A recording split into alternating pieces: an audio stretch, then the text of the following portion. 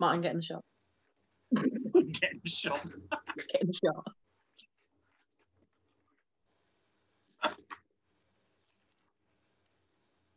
Yo, dude, get Swifty. Is that surveilling?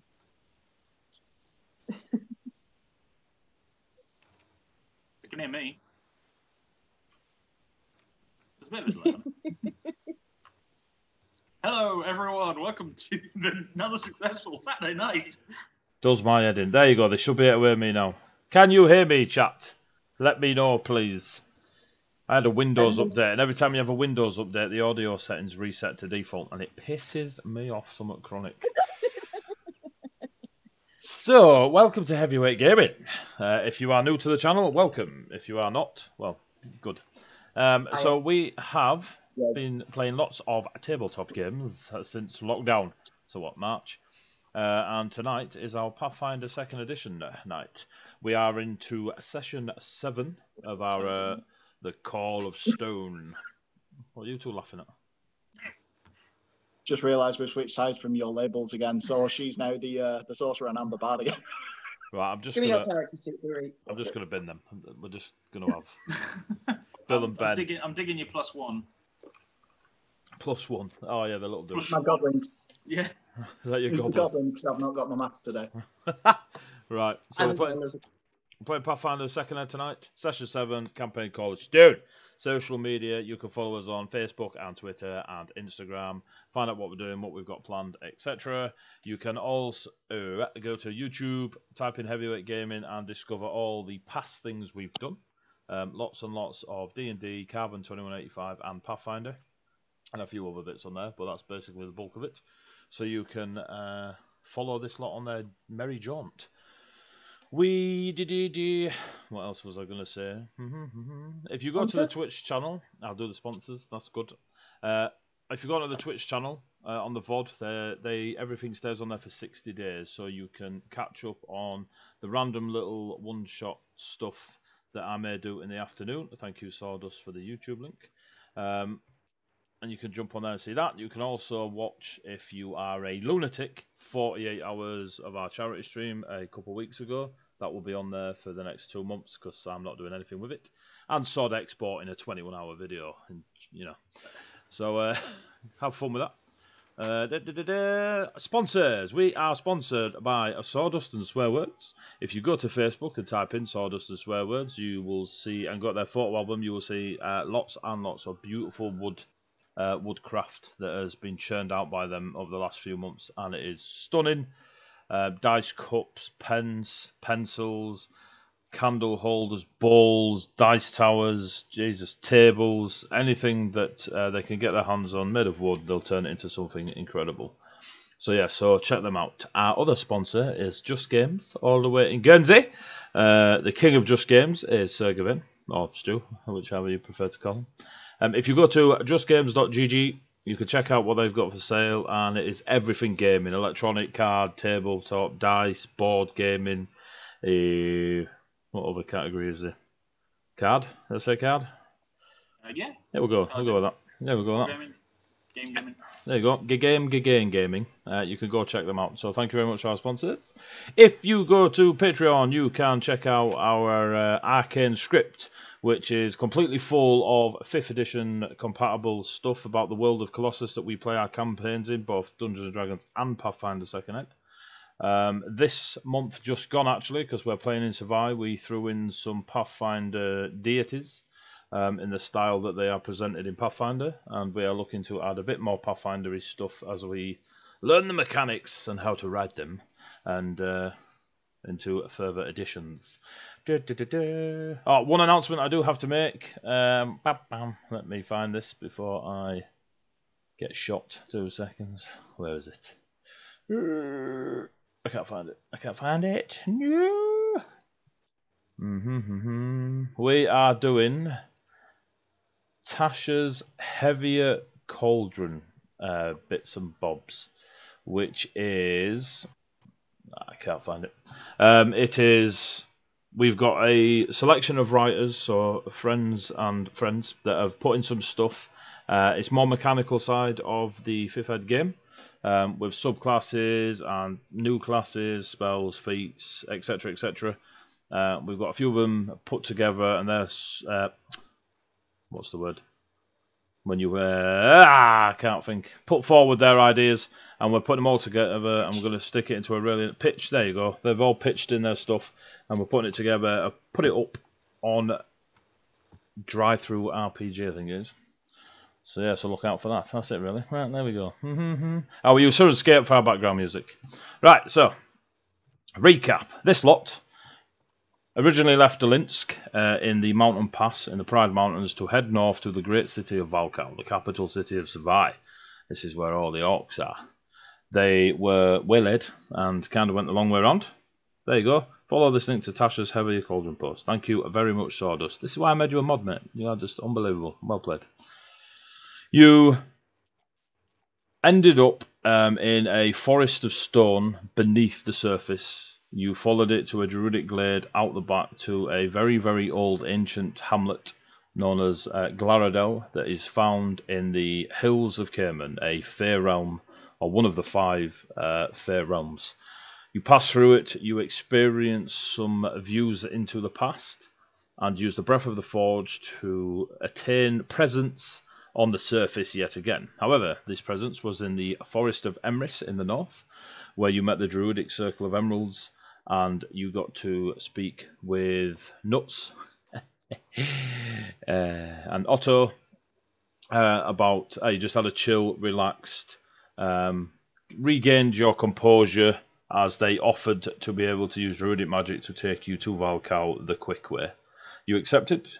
Whilst there, you also handed them the glaive that you found off the demonic satyr, and they had a theory of returning the glaive to a particular fountain well known in myth and legend to do with life and such. And there is a theory that if you return it, it will make the fountain whole again and cleanse the hellfire within the glaive.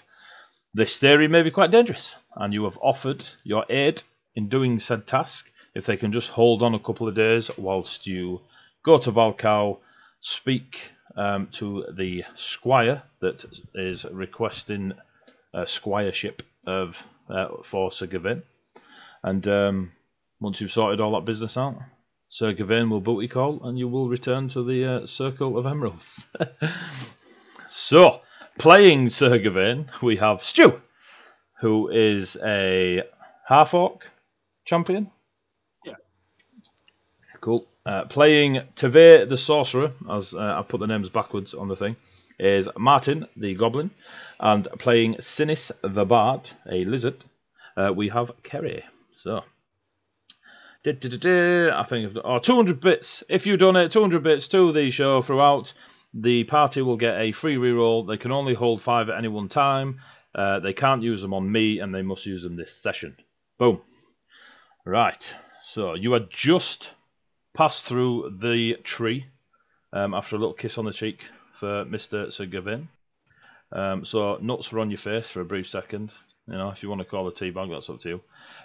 You go through the tree to the glade in the city of Valcow. Entering the glade, you are met with an immediate rush of noise, bustling people, music going on around the streets. The city of Valcow is an enormous... the architecture, that may be a bit loud. Chat, let me know if that's a bit loud.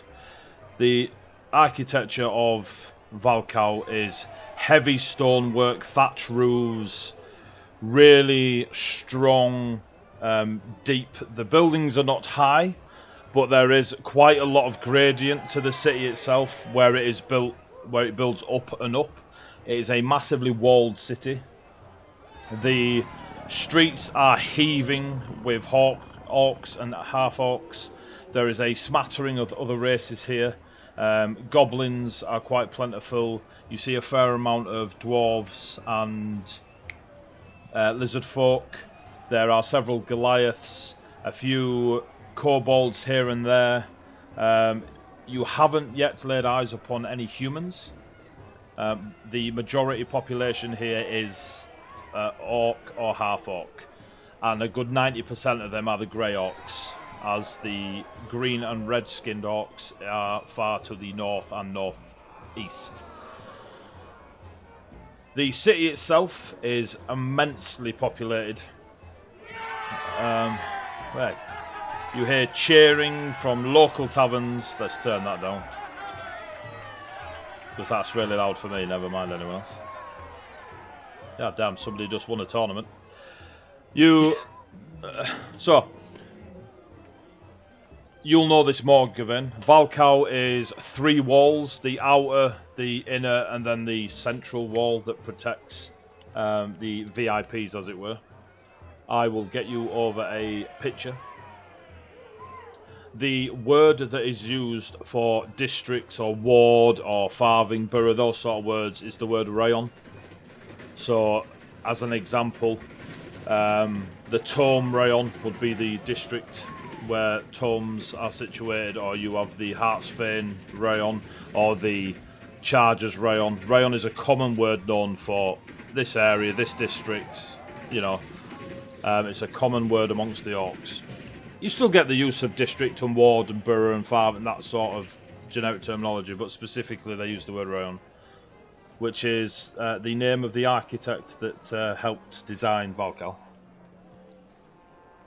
So, the glade that you have appeared in, after a quick flit around, you realise that you were in the secondary ring of the... let's see if I can download this and get it to you.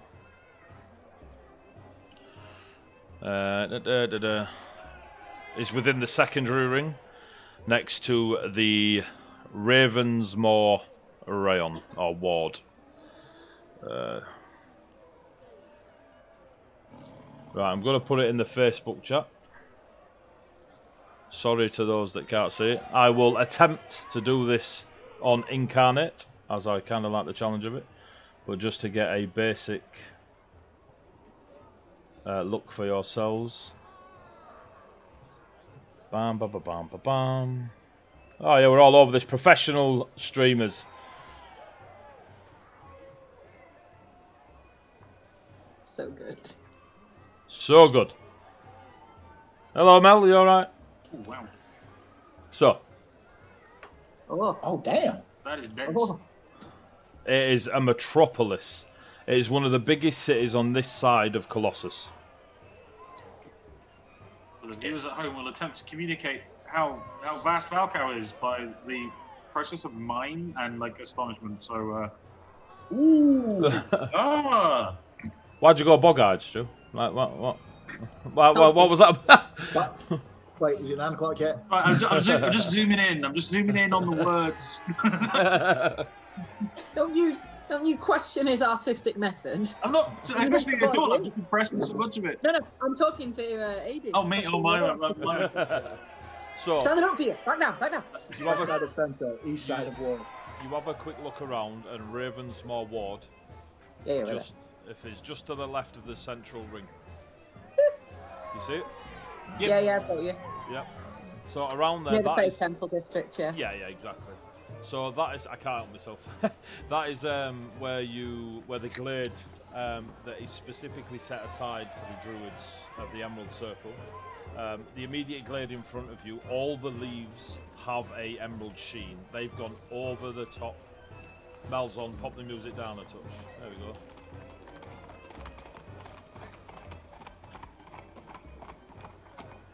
Right, that's gone down, Mel, let us know. The glade itself is very thickly, it's dense with trees. And the glade itself is about, when you initially landed, it must have looked about 20 feet, but as you sort of walk away from the trees towards the main streets, you notice that it's about 40 feet, possibly 50 feet in diameter. It's a massive area set aside for these druids. You notice in and amongst the trees that there are several orcs with that green shimmer to their grey skin, tending very much so as generic gardeners is a bit of a rough term, but they're gardening the glade in simple attire. The weather and climate of Valcow, there's an element of it's warmer than out beyond the walls because there's obviously a lot more protecting, there's a lot more going on natural body heat of these thousands of orcs in proximity. Takes the edge off the Arctic climate, but it is heaving. Everywhere you turn, you can hear sounds of joyous, you know, frolicking. There is taverns galore, merchant shops, homes. You can see how dense the area is. The inner circle, where it says market in the middle, that was the original. That inside that main circle was the original placement of Valcow, and it was only when the King Nikolai unified the orcs that the city began to grow and grow and grow. So yes. Dun, dun, dun, dun. So you are in Ravensmoor Ward, where you will need to go for your squiring, Mr. Gavin.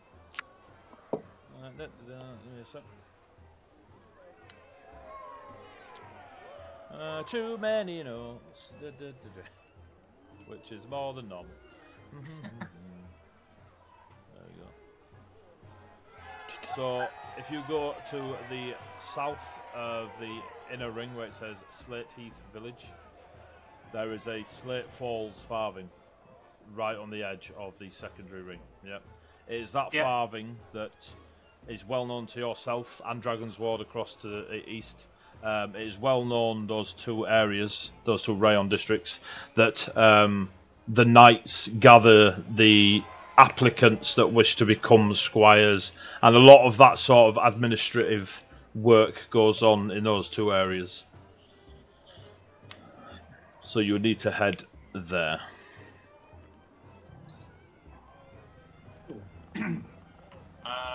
I'll turn to Sinus and to Vay and go, do we wish to sell things in the merchants first, or should we go see about our squire? And or would you like to go drop off the letters separately? The love letter, that is. I don't know where that has to go. I don't know this town very well, so would rather go together if we go. But other than that, I don't mind. Okay. I'm happy to go and see Squire first. Because the love letter was an aside, so if we can get the packages and things done, that would probably be best. Packages to your squire, attain your squire, or at least talk to him as needed, and then the deliver the love letter as just so that we could pay for those horses that we've left with those dwarves halfway up the mountains. Yep. Hopefully. Here Be fine. By my reckoning, if my recollection is true, we should pass close to a market on the way to the squire. So if there's anything we needed to sell, we could do that first, because it's not the detour. The only thing I can think of is the fancy shield, but isn't that a religious relic for you? Yeah, well, not for me personally, from a different order. Yeah, so we've got no other things that require. Okay, that's fine. Okay, right, in that case, we'll head off in... We'll thank the druids and head towards the rail. So you're heading to... Where are you heading, sorry? We'll head towards Slate Hall's farming. Cool. So it will take you Slate Hall's farming, sorry. about half an hour to walk to there. The size of the city is immense, as you can see. Passing through, there is a notable presence of many orders of knights, all with varying symbology. From a mailed fist holding a weapon, or shields, or draconic iconography. There are other weird and wonderful, fanciful creatures of myth and legend, and you get the gist that there is a lot of chapters, orders, groups, whatever the terminology is, amongst many of the people of these knightly presences throughout Valcow. There doesn't seem to be a local militia police in any of it. The city does not need it. It is simply policed by the knights, no matter the order they are in. The knightly orders of Valcow are very much for Savai and Valcow, and never has there been a moment where they, have thought about kicking off. So everyone generally behaves. You obviously get drunken brawls or people having conflict. It's not like, you know, bloody Mega City 1. It's just a case of police presence is not needed because of the knights. The particular order I would associate closest with the Scale Self Shield, or any royal family heritage, etc. Would we be passing anywhere vaguely close to any of their holdings on the way there? Or? You would indeed. 2 seconds. Yeah, all about the law. What an obed. Right, so. I mean, if it's warfare or goblin related, I can keep up with you. Otherwise, no. Right, hey, so. Shields are warfare items. It's an excellent point. So the Knights Karam, they are. You see quite a few of them, and their patron is Glycea, and the shield is very, very relevant to Glycea. And you see they Kram, so Khram. Yep. Kram. So close. So close. It's just distinct enough for copyright not to touch us. We're good. That's right. It's got an H in it. It's fine. Got an H. Oh, the mouth of the home. Oh, gotta love them added letters for no reason whatsoever. So you and a lot of their heraldry is a hammer made of pearlescent stone scale, so the same material that the shield is made of. And you see quite a few of them, more so than the immediate area that you're in than other knightly orders, so you can assume there is a holding nearby as you are passing slowly through. I'll politely inquire if we could get directions to their effectively HQ, I guess. So the first orc you nudge, they don't have plate armor on, but they do have chainmail with a single large pauldron on their left side. And upon their back is a two-handed warhammer, and then they're covered in furs and bits of leather hide and such, with the odd tundra drakes scale bits covering the vital areas, but a lot of their armour is chain. It's just got a massive scale codpiece. So he just turns, looks down at you. He's about 7 feet, full orc. Just nods. Gonna help you? I'll do the equivalent of, yes, my good man, I seek inquiring about where I might talk to your master. The equivalent of yes, my good man, is yes, my good man. It's fine. If it was headbutt his chest and then go, ooh, then, you know. He looks, he sort of just eyes across your heraldry yourself. Just follow those streets, second left, and he just points down the stone streets. It's not cobbled, but the streets have been given work. They've edged them with heavier stones and such to separate them from buildings. So you're not far. Thank him, and wish him a good day. He just turns back to the conversation he was having with a local baker. He's after some pasties. What a lad. So you follow down. As you come round, you notice that the closer you get to that second left, you can now see quite a lot of these Knights of Crom, where they are. You know them to be the keepers of prophecy and journey. That is their kind of mantra. So it's often that they are seeked out for such advice or hints and tips when people, especially the knights look at them very much as the people that you would seek before, to bless your good journey and stuff like this. But that's Glycea's thing, to be fair, is the fates. Yeah. So, you see a lot of people now, from the squires, the pre-squires, those that are trying their hardest to be squires themselves, all around. Some of them are in just tabards with the hammer of stone scale, pearlescent stone scale on the front. Others just have a sash, and they're running around in rags, basically. But then you can almost see the hierarchy as you're pottering through the streets, and they're just doing like a daily. The younger ones are carrying stuff, shields, heavy weaponry, for no other reason than the fact that they're getting a bit of a drilling from the those that are knights and wannabe knights and such. You. Right, I've lost that already. You turn the left, and ahead of you is a opening into a area that has it's a very large courtyard, and within the courtyard there is a huge pond, stonework all the way around the sides, and in the middle, the stone sculpturing is a pearlescent dragon, and their breath is the water that's spewing out into the lake. But as the water is spewing out, it's almost like slush puppy ice. So as it's coming out, it's then hitting the water, and as it hits the water, it then fizzles out into a very, very ice-cold blue water within the pond. And there are several of those, you know, the stone flower that you saw before, Sinis. There are a handful of those around this massive pond area, and they are constantly shimmering between a shade of the pearlescent colour and jade. They don't do any other colours.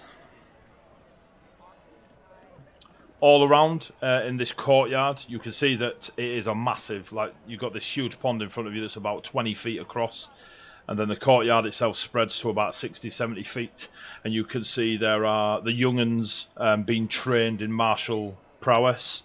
Very different to the way you were trained, Gawain, as the Ivy Knight holds more martial experience in the order, whereas Glycia, this particular, these are again prophetic and fate weavers. They are a very calmer martial presence. Oh yeah, they are very. They have a very calmer way of approaching martial tactics, but they are exchanging with wooden weaponry in all different manner. How to train and such. There are others that are sitting and listening to an elder knight. Give me a sec. Almost like a monthly order. Yeah, pretty much. Just more armour. Yeah. Because they are the prophetic. Prophetic. That's a word, isn't it? Prophetic. Yeah, prophetic. Yeah. They are the prophetic arm of the Templars. If you are to look at them. Yeah. Yeah. You can see. So what you know, the probation rank. There's quite a lot of them. They are known to you as the Sanjar, and they are everywhere. There's quite a lot of them in this courtyard, and they are the ones that it's the first rung of the ladder to becoming a surge, which is the squire. And is that generic across all? Yep, that is. So your knightly rank is Sanjar for wannabe, and that's the first rung. That's before you become a squire. Surge is a squire. The Ritzar is your standard foot trooper. Like, you are the meat of it, the thick of it. You are the majority number. You've got the Ultrisk, which are those that command a squad or a unit, whether that be in combat, prayer, journey, you know, etc. You got the Sotrudnik. I can copy paste this to you, but just so it's easier for you making notes. They are the ones that lead the expertise in the orders. So they are the specialists, and they are higher up the rank, and the Ultras report to them. You've got the Trishi, which are the third in command and of the order itself. And exactly that, when no one's about, they're in charge until obviously the thingy. Second in command is known as the Drugo. And the head of the order is a Voyan. So, for ease, I'll put that in the Facebook.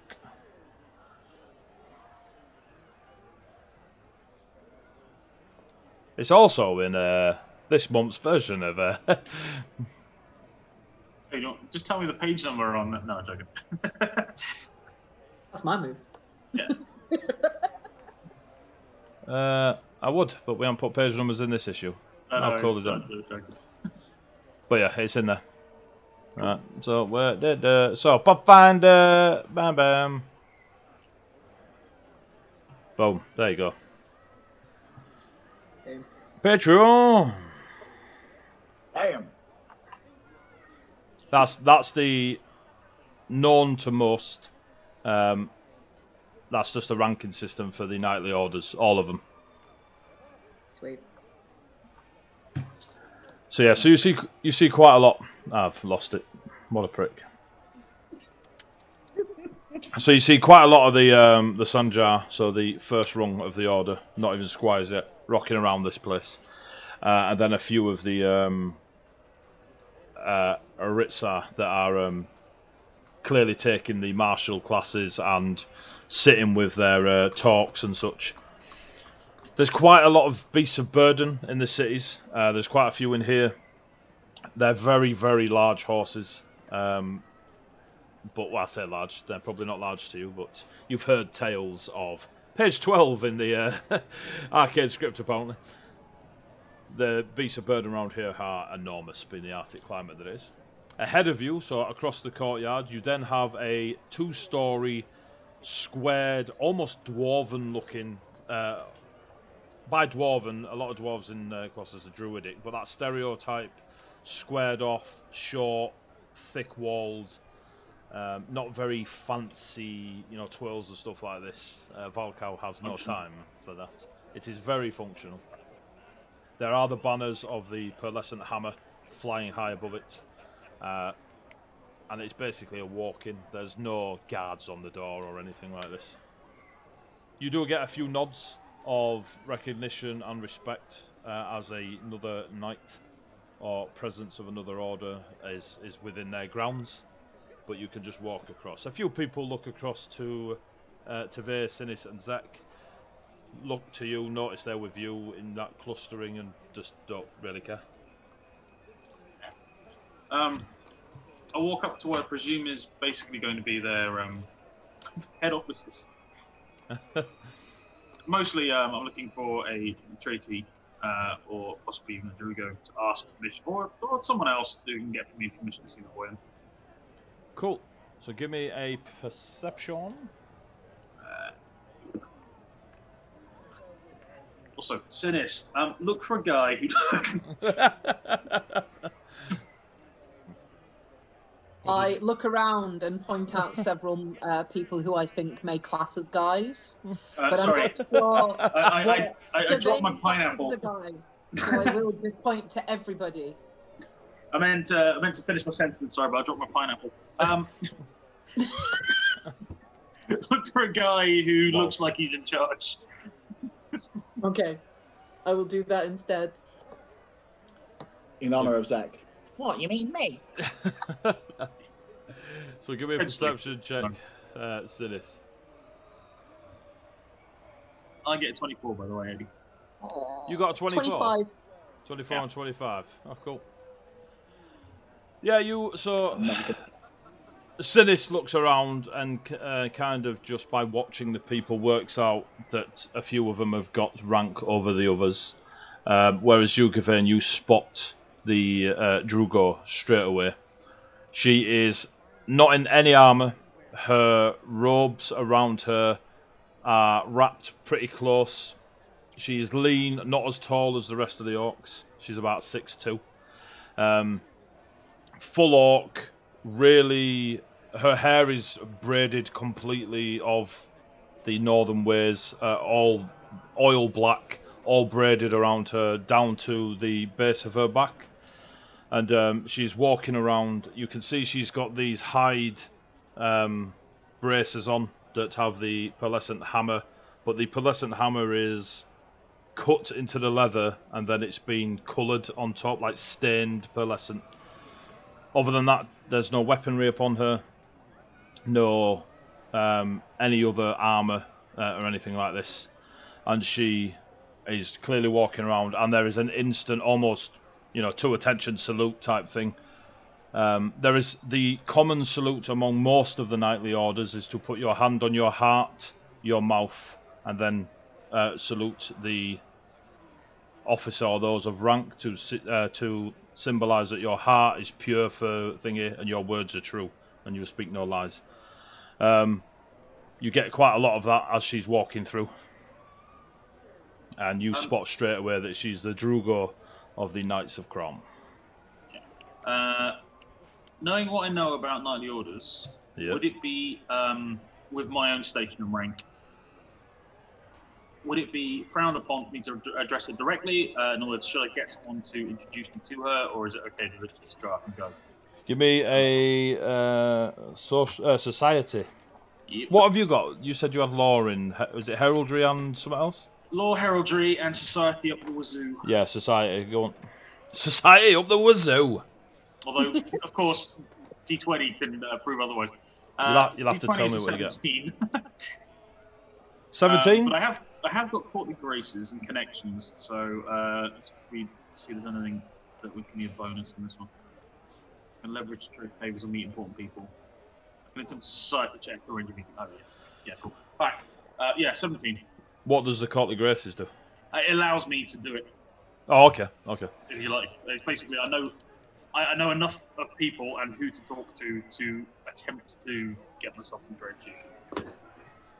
I'm not just some pleb that I'll just throw, lock the door in the face of. I'm going to carefully keep hold of both of the goblins. Yes. Yeah. In fact, Tive, you're on Zek muting duty. You actually look at Zek, and he seems to be enthralled with Talwyn, the ferret. Okay. I love Talwyn more and more every time I see him. So, We stack him up. So on your 17 and your training and such like this, within your own order, majority of the time anyway, there is a very respectful permission request to speak to someone of a higher up. There is quite some orders are quite casual, where it's a hey up gaffer sort of mentality. Within other orders outside the order, as long as you maintain respect and politeness rather than so P's and Q's and respect is a given basically, but there's nothing that you know of on your 17 that will cause offence if you don't just approach them directly. I will attempt to place myself into her path of travel while not blocking her off, and salute her as soon as she makes eye contact. Cool. So you cut across. She notices you straight away with your very different heraldry and symbology, and waits for the etiquette.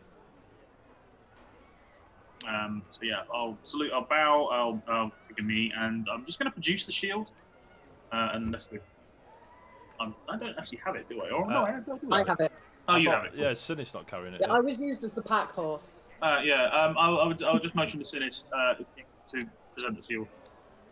Okay. And say, we have recovered an item we believe you might be interested. Your order will hold here, as my opening statement after saying, airs and graces. Welcome, Knight of Ivy, champion. Shield, you say? And she waits for Sinis to present, or anyone to present. I'll hold it out. There is a very obvious take of breath as she steps back. She looks around and looks at you lot very seriously. What is this? We discovered it in an ancient place, or a cave leading to an ancient place, and I did not feel it should be. I feel it was not necessarily left there on purpose. It wasn't placed in such a manner as to look like it was left behind in a reverent fashion, and presumed it would be prudent to recover it and return it to its order. Where was? Please stand. You say you took a knee, yeah? Yeah. As soon as she allows me, I'll stand up. Allow me to introduce myself. I am Arena Sagiva, Drugo of the Knights of Crown. I am Sir Gawain. I am a Knight of the Ivy. As you correctly surmised from the garb, obviously. This is, I wouldn't say ladies in this, but actually you're not, are you? This is my these are my companions, Sinis and Tibet. They have been travelling with me through the hills on the journey to Valcow, and we fell through the ice and discovered an ancient druid grove. And that is where we find the ship. Would you care to share drink and food? I wish to know more. I would be more than happy to if you two are also willing to abide by the laws of hospitality. Is there anything other than don't act like a twat? Zek leaves. The underlying current of Sir Gawain's abide by the laws of hospitality is keep Zek on the wraps. Preferably in a bag. Fair. So, Arena Sasha, arrange food and drink for these people. And you see a young female half-orc who is chain linking, like she's making chainmail off to one side. Yeah. Yep. She gets up dead quick, gives the nod and salute of heart and mouth to Arena, and just disappears into the building at the back. Please follow me. Yes. And she will lead you into the building if you follow. When you get into the building, there are banners, tapestries, paintings of a great pearlescent dragon soaring the skies, sat on a glacier, swimming beneath some waters. There is quite a lot of younger draconic creatures beneath.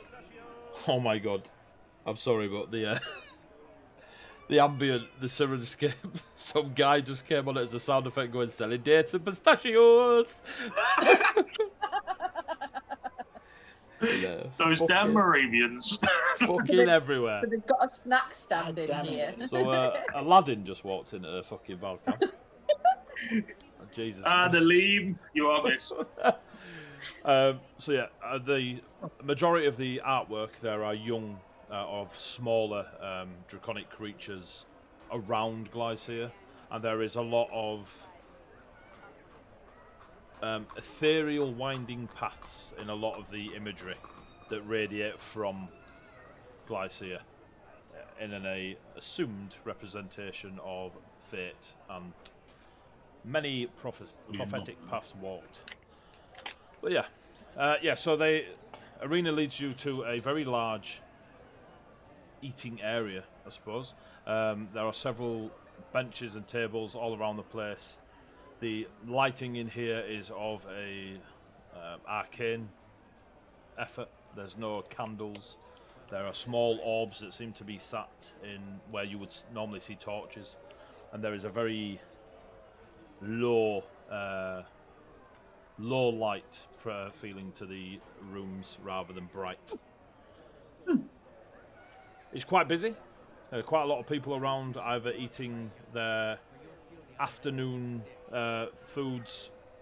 The kitchens are quite busy at the back. You can see quite a lot of people coming in and out of big heavy double doors at the back and bringing food to people. There is a section that is completely spare of people sat there, and Arena leads you over there. You immediately notice, Gawain, going back to the good old days, that this is the area where those of rank would sit and eat and pass time.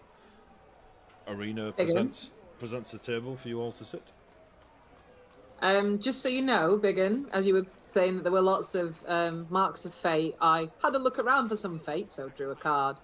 And what I got was 9 of Cups, which is basically just contentment, satisfaction, and gratitude. I mean, it freaks me out, them cards. It actually freaks me out. I shuffle them every time. That's what fate's going for me today. Jesus Christ. Oh, do you believe? Only when I play Pathfinder. The 9 of Cups. I love it. We need to die with those cards. We really are. It's just easier than making up fate. I'll just throw a card. Oh, it's fucking brilliant. It's brilliant. It scares me. So, the large table and benches. The thing you do notice in the middle of this canteen area is at the centre of it is a bonfire area, where there is a lot of pews, like curved pews around it. But yes, which you're used to, Gavin. They all nightly buildings, establishments, etc. have a bonfire. It is the representation of equality, as everyone sits round the bonfire. Cool. You sit, Arena sits, food and drink is brought out of meats and cooled liquids. There are breads, there are some form of, paint by numbers food on your plate, but you can call them veg. You may help yourself to whatever you wish. And you are able to help yourself. You are given an empty plate, and it is a case of help yourself. Yeah. Fuck's this? Paint by numbers? Fuck's going on? Pronounced carrot. Yeah. So, Arena then. Curry and some winter greens, and I'll have some Brussels sprouts. Cool. Give me a fortitude save. Unfortunately, they're not poisonous to me. I'm immune to disease. What'd you get? 18. Cool. Gavin dies. Sasha, you're gonna roll cool. the fucking nat 20, mate. Then I'm gonna roll up a rogue. Also dies the first time it goes near anything green. Right, fine. What do we need? Sasha, who Arena shouted before, is there stood waiting for more orders. And Arena, Sasha, please bring me. Well, let me find his fucking name. 2 secs. Oh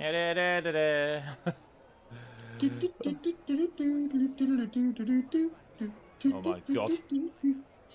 You said we were in a canteen. I was like, no. It's too late now. It's too late. Right. It's a naffy bar. It is indeed a naffy bar.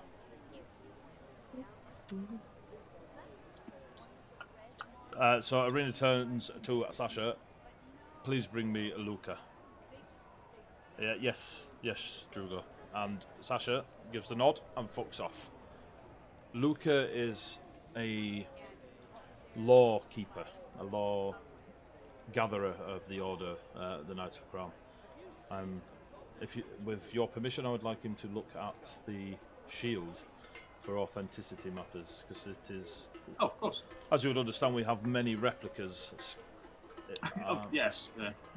She looks at it quite a lot, but makes no action to take it from Sinis. I should say, obviously, the reason we brought it here is because rather than make a fast buck, as it were, obviously my companions are a skald and a craftsman of some renown, and they had a look at it, and they were of the impression that it is genuine. But I am but a simple, humble knight. I defer to their expertise. I was of the impression it was at least worth bringing to show yourselves. It is very much appreciated. Sinis, was it? Yes. Are you of the cities or of the tundras? As cliche as it is, I am of everywhere. I go where the fates take me. There is without the physical reaction, a very broad smile in her eyes at that statement. Right. It's one of yours. She's one of yours. So as you are eating and drinking, Arena is calm and will not take her eyes from the shield if just to look at yourselves. A moment or two passes and you see a very, very old half-orc. His skin is so dark grey that it is almost the colour of coal. His hair, still thick, still impressive, again braided around the front, and it hangs in front of his chest. And there's thick braids that sit just shoulder length on his neck and shoulders, obviously. I have lost what I was looking for, you bastard. Believe what I was looking for. And Sasha's with him, almost trying to help him walk towards you, but at no point does she actually touch him. He is trying to stand up straight, but has got a hunch to him. How old he is beyond you, but well, you could make a guess. But he is very, very old. You would imagine he was quite the tall orc in his day, but in this hunched state, hunched is about 5'10", coming towards you. I will not be surprised if he pulls Willy Wonka on us. Yeah, I would. I'm concerned about Hiroshi. He approaches the table. Yes. He has no walking implement, no stick, no nothing. His clothing is very simple. There is a single sash that hangs down off his belt that is again carrying the pearlescent hammer, but it also has a scrolled piece of parchment behind the hammer as is to denote his position within the order. And he just potters over and sits next to Arena, but before he does, he presents her with the heart-mouth salute. That was a long walk. Oh, hello. Oh, a Knight of Ivy. That has been a time since I spoke to any of yours. And you are? He's looking at you, Given. Oh, sorry, I thought you already addressed me. Sorry. Hello, honoured elder. I am Sir Gawain of the Ivy Knights. We hope we have brought you something that will make your journey worth it. So do I. And these are my companions, the Scout Sinis and the Master Craftsman Tibet. He holds out his hand to all of you to shake. Found it. There we go. Yeah. Right, so. Pleased to meet you all. Hang on. I've lost all my notes. Give me a sec. I closed the fucking thing. Bastard. Cut the swearing out. Mods, do something. There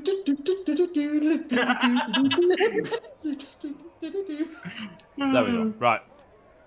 You got this. I'm Luca Alexandrov. Pleased to meet you. The shield. May I have a look? Banzai, cheers, man. I'll be banned by my own mods. It's alright. His name's Pistachio Bad as well. Yeah, that'll be it. I'll put that in the to-do list, Sawdust. Dappa. May I look at the shield? Great puff of the shield. So, as he's holding the shield, you can see similar arcane words and symbology moving, the way he moves his fingers and stuff, to what you would do anyway when you're identifying and detecting and stuff like this. And his eyes roll into the back of his head, and they go a very like powder blue colour. And he spends 10 minutes checking this thing out. It's now very akin to somebody who is sightless using braille, as he's working his hands over the scales and such on the scaled motifs and such on the shield. And there's a slight twitch in his head, as if he's plucked at something or someone's nipped him. Arena says nothing, Sasha says nothing. The 10 minutes pass, unless you three go boo and jump in on someone, or fucking Zek stab somebody. But I'm totally going to lean into Sinis and just say, I think you're going to get a vision in, like, as soon as he's done. Prepare. Just almost like slack-jawed, but not, because she's got enough decorum to do that, and it's just like, shh, I'm watching something. Vision in 3, 2, 1. I'll just get the cards ready, Shine. Just make it rain, love. Make it rain. Yeah. Just peel off the top 10. There you go. Oh. So, the 10 minutes pass. Luca comes out of his trance with the players are echoing. Mate, well, blame tech. All right, nothing's changed. Oh. So we'll just have to. Were they echoing when we got loud, or are they constantly echoing Sawdust? Because there's nothing changed on the audio end at this part. Luca comes out of his trance, sits back, and there is a massive smile on this old orc's face. He sort of just starts holding his two thick braids and just sort of like kneading them. Well, Drugo Arena, this is indeed a scale stone shield of Glycea. It is quite. It is authentic. I can confirm. Arena is now. She smiles broadly instead of just through her eyes. It's been constant.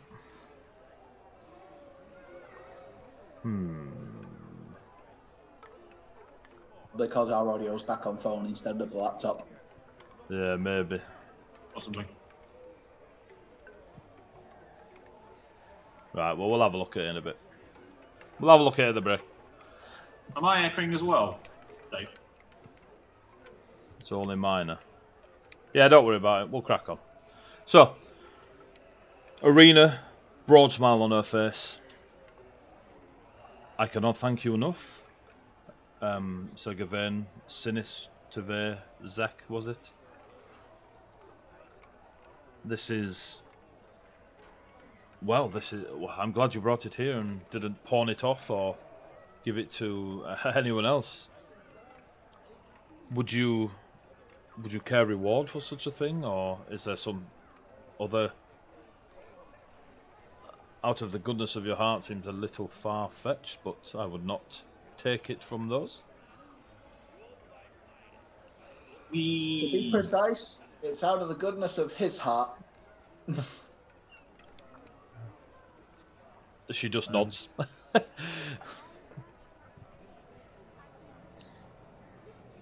We didn't come seeking one necessarily. If you would like to bestow us with a boon of thanks, I will gracefully receive it.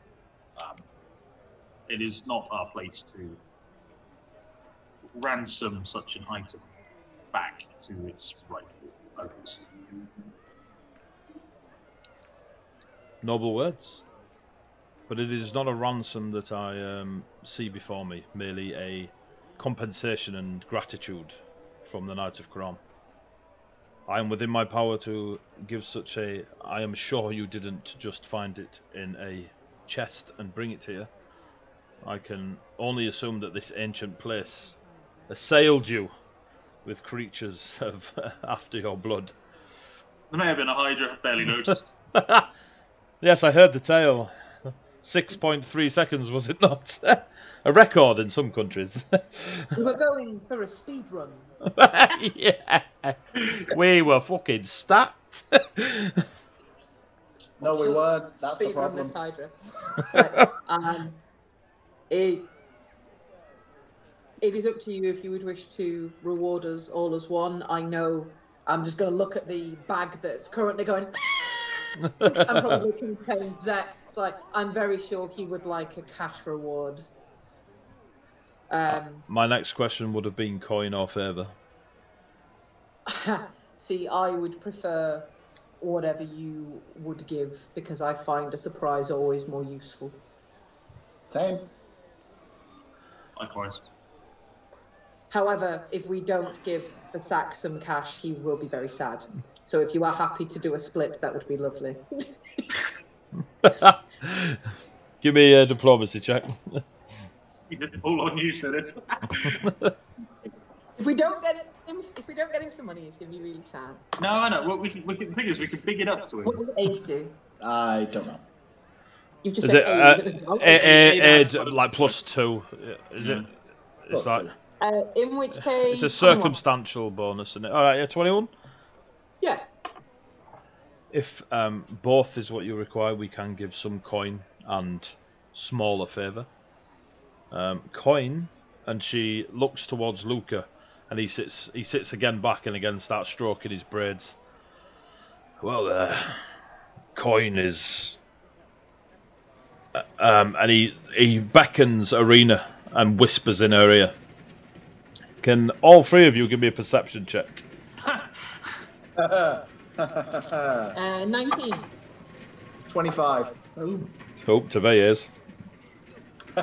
Even if I would hear on a 10, passively act like I can't hear. Okay. There's quite a large noise outside the building, as if something heavy has been dragged. You can hear it rumbling through the building. Sinis and Gavern, you just hear the shh as they have a little bit of a whisper, because, you know, there's always audible whispers. Whereas Tavir, you're sort of like, ooh, wow. Gonna do my best to just maintain like a poker face about this. Going ever so slightly cross-eyed and shaking. Just lean heavier into just a hacked bundle. Hang on. Yeah, some of the conversation that Luca has through whisper is basically saying that the shield is worth a good 13,000 gold pieces upwards. And he mentions that it is unbreakable to the point, or by unbreakable, it can be destroyed, but on destruction will return to the wielder fully repaired. Damn, Your Honour! Anyway. How's your tower shield looking a bit? Ivy 90. Yes. Gabir just looks at the ivy and starts scraping it off. I want you to know we could have just painted leaves on this one. I feel See, I look at the thing on my sheet that says lawful neutral and remind myself that I'm lawful neutral. we didn't hear it, so we can't do any of this. But yeah. Exactly. Yeah. Do your own, do your own. I'm gonna politely stay quiet until they make their offer. It's fine. The regret is 100% stews, nothing to do with Oh, Saga. yeah. Oh yeah. It's dying inside. We could. So Arena is nodding. Thank you, Luca. So, if you wish, are you all wishing favour bar? And she looks at Zek, and Zek's like coin. Money. And you see Talwyn just patting Zek's shoulder again. Jesus, that's a fast goblin. And you three? Is Zek vibrating for the cash? Do you three wish coin or favour? I myself would request favour. Whatever you wish to bestow. And yourself, Sir Gavin?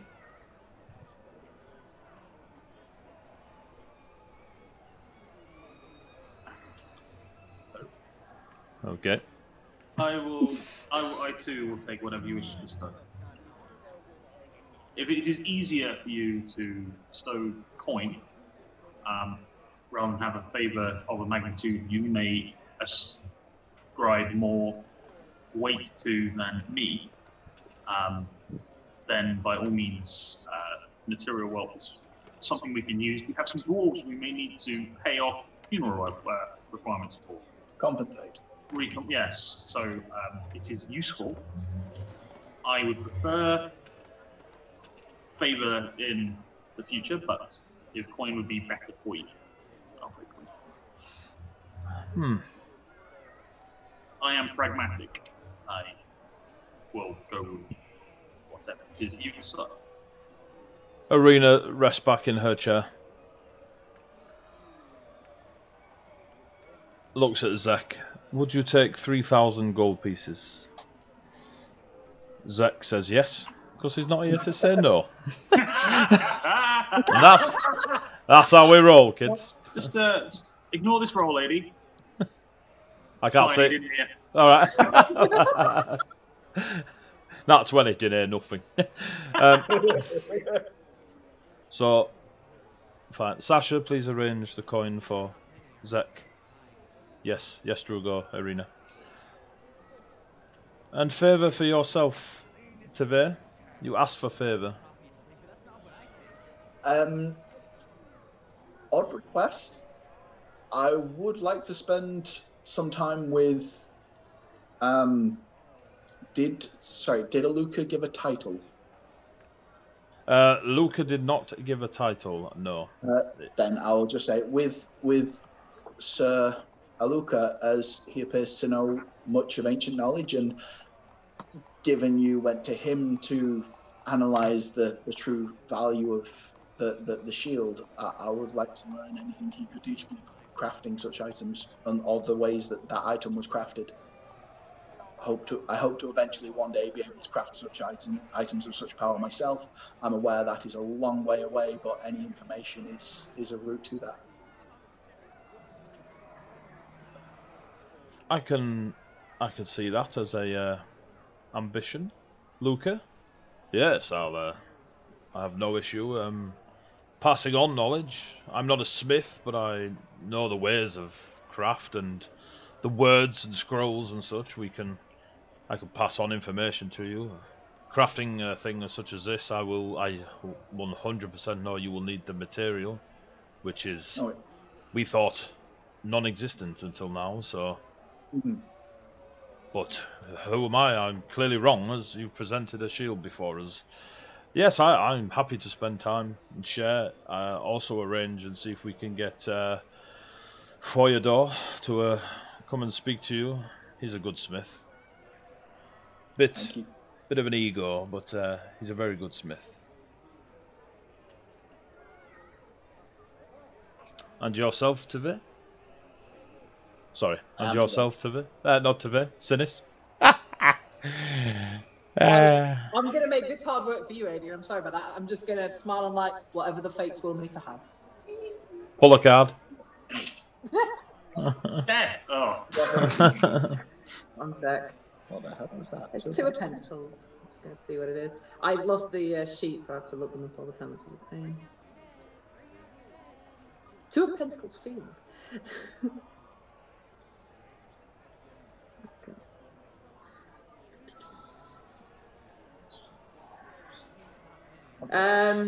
Basically, multiple priorities and time management, prioritization and adaptability. Wow. Wow. That's going to be a favour. There is a message from James on Facebook. I'm not looking at it. I haven't messaged him yet. He's messaged me. He's responding to the background note. He's not watching the stream. Would item help you? I'm just gonna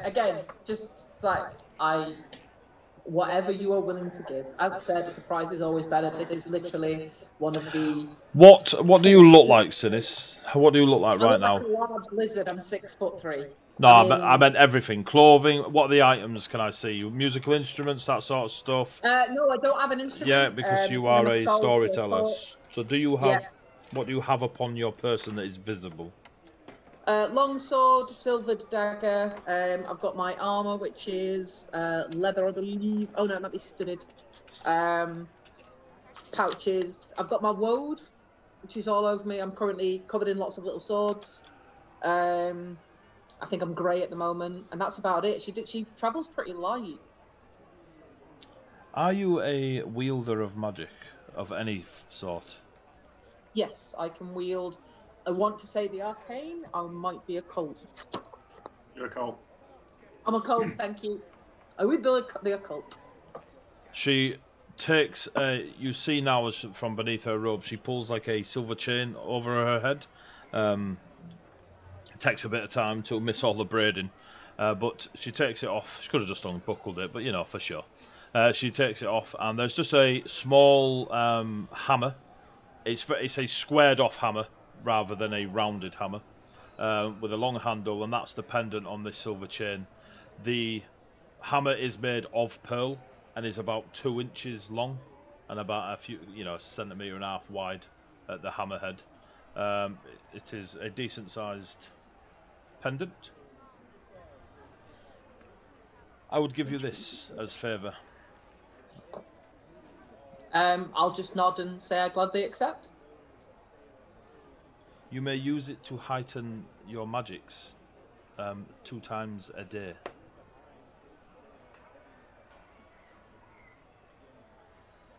Cool.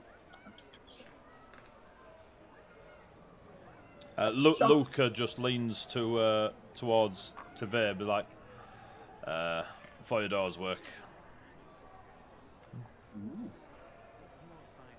Would that be... I'm gonna just sort of peer at it while it's in your hand. I'm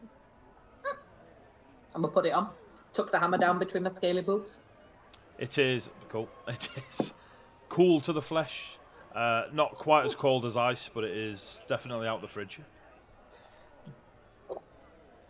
And yourself, Sir Gawain, you again wish for me to make the decision, yes? That, or I can call in the favour at another time if something comes up. If I require one, though I do not know how severe the favour I may end up having to call upon one such as yourselves would be, and I don't want it to potentially outweigh the service I perform for yourself. You have returned an artifact to us that we thought long lost. There are other orders of our great Glycia, and you chose to bring it here. If you wish to cash in a favour beyond the Voyen themselves, I can assure you I will do my utmost to succeed in the favour you recall, if you so wish. There is no limit. It is priceless beyond the value that Luca has put upon it, so I suppose it is not priceless, but to myself and religiously, it is priceless. Therefore your favour will be of such value to me as well.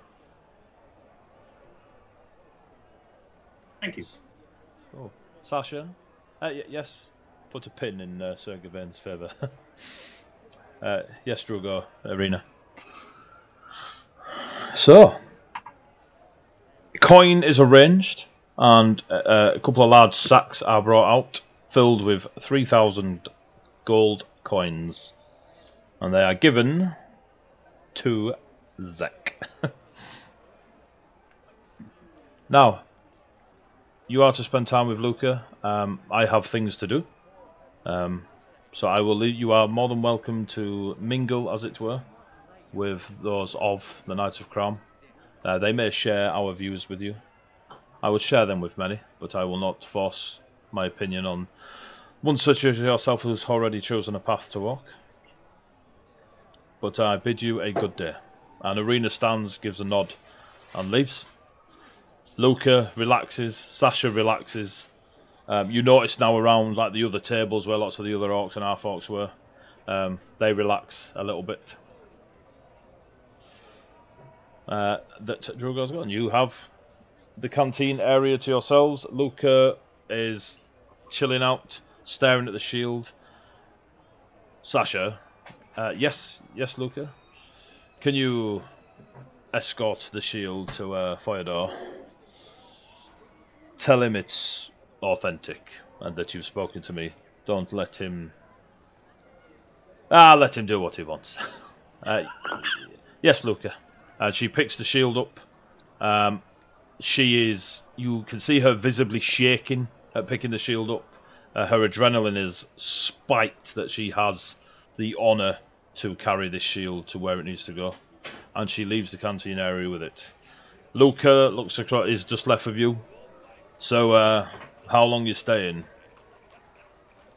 He's kind of looking at Tevere. I'm gonna look up at least to... If you guys want to do some stuff around the city, on stage. If you're okay with that, yeah, we can go get my squire and come back. Just get me before we go back to the to the forest. Yeah, of course. I really want to be involved in that ritual on the fountain. Okay. So, literally in a childish smile like that. Yeah! So Tave's going to spend a bit of time with Luca. Zek will hang about and play with Talwyn in the essentially there if Tave needs him. Gawain and Sinis, what do you wish to do? Right. First, So, as it were. well, that's one right off the agenda. Where did we need to deliver that stupid love letter to? Sorry, I didn't mean to belittle the person's intention. I believe Zek knew. I sadly appear to have lost the note that had it on. But yeah, Zek, I'm far as well. I could potentially roll to recall, but I'm sure when Zek recovers from his gold coma, you will. yeah, You'll be able to go and do it. His gold coma. We'll head off towards Ravensmoor then, I guess. I'm going to the packages were for the same place as your squire, yes? I don't believe they're actually for the squire. Is that right? In which case we need to unpeel them from Zek because he's had them stuck to him for a while. Through fire and blood. I'm going to unpeel the packages from the goblin, which is likely to be an unpleasant experience. It's fine. What we do is 3,000 gold pieces is a lot of gold pieces, and he's going to run out of hats. Yeah. He I can manage it. I've swaddled children. I can get the packages off him. It's not a problem. Zek is actually quite happy to relinquish the packages, as he's had 6 items attached to his face and chest since leaving Dolinsk. And he hands them all, like, pushes them all up, like, get them out of my way, I need space for coin. You have your 6 packages for the wannabe squire. Let's go squire shopping. Squire shopping. I don't get to pick from a rack. I don't think that's how it works. It is now. Yeah, I'm just going to look earnestly at you. It's like, but the fates will pick for you. It's fine. They've already shown me who he is. Let's go. Yeah. Draw It's card. like Rick and Morty. They're all Sure, sprinkled like yeah. wraps on, and you select one you want. Oh, yes! That's 8 of swords inverted. That's fun. I do like the swords cards. They always look bad. Do-do-do. I want my sword.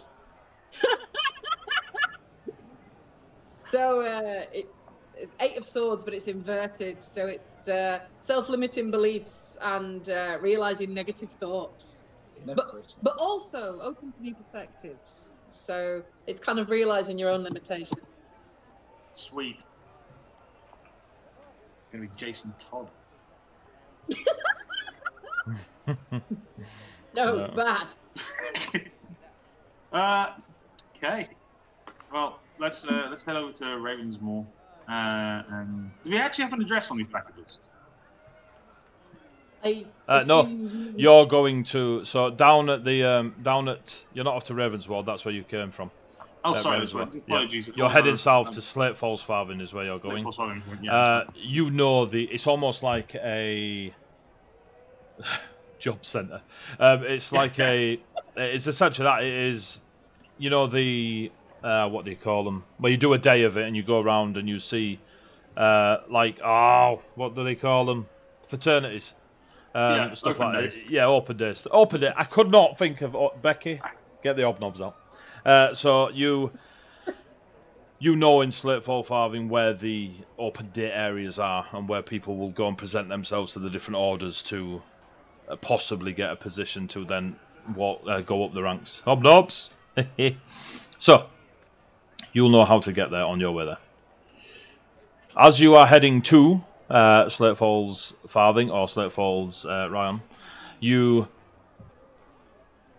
passing through. You go through the market that is in between those two. It is bustling. There are people selling apparently pistachios and dates, but there is quite a lot of bartering going on and trade going on. There is the most popular thing here is hide and metalwork from the looks of it. You do notice the odd high-ranking knight from whatever order they may be, has a mimicked stone weapon, whether it be a hammer, a sword, an axe, that you can imagine would probably shatter to pieces if they hit something hard enough with it, but they hold it as... Those that have it, it's to you, Gawain. In fact, Bardic Law, go on, fuck's sake.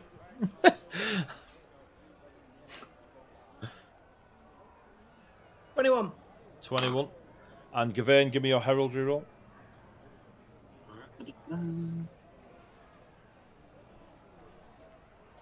22. Ooh. So, very much like the small wooden knife a freed slave would get, these stone weaponries, and bear in mind they mimic the size, so if it's a great axe, they have a 6-foot stone great axe on their back. It is attached to something they did that was that then led to them being gifted by the Voyen of their order, this particular thing, and it is well known that they went above and beyond. It's almost like a purple star type thing, you know. Yeah. Badge of honor. Exactly. You see about 3 of these on different nights amongst the streets. So whoever they are, they've obviously done something quite up there. You know, Sinis, that stories are told that if you see a knight of Savai with a stone weapon, they have done some great deed. Okay. Cool. That's cool. Time passes, you make your way to Slate Falls Farming. And before we crack on with that description, it's 9:30, so we're going to have a quick break. Brew. I'm going to get a brew, go to the loo.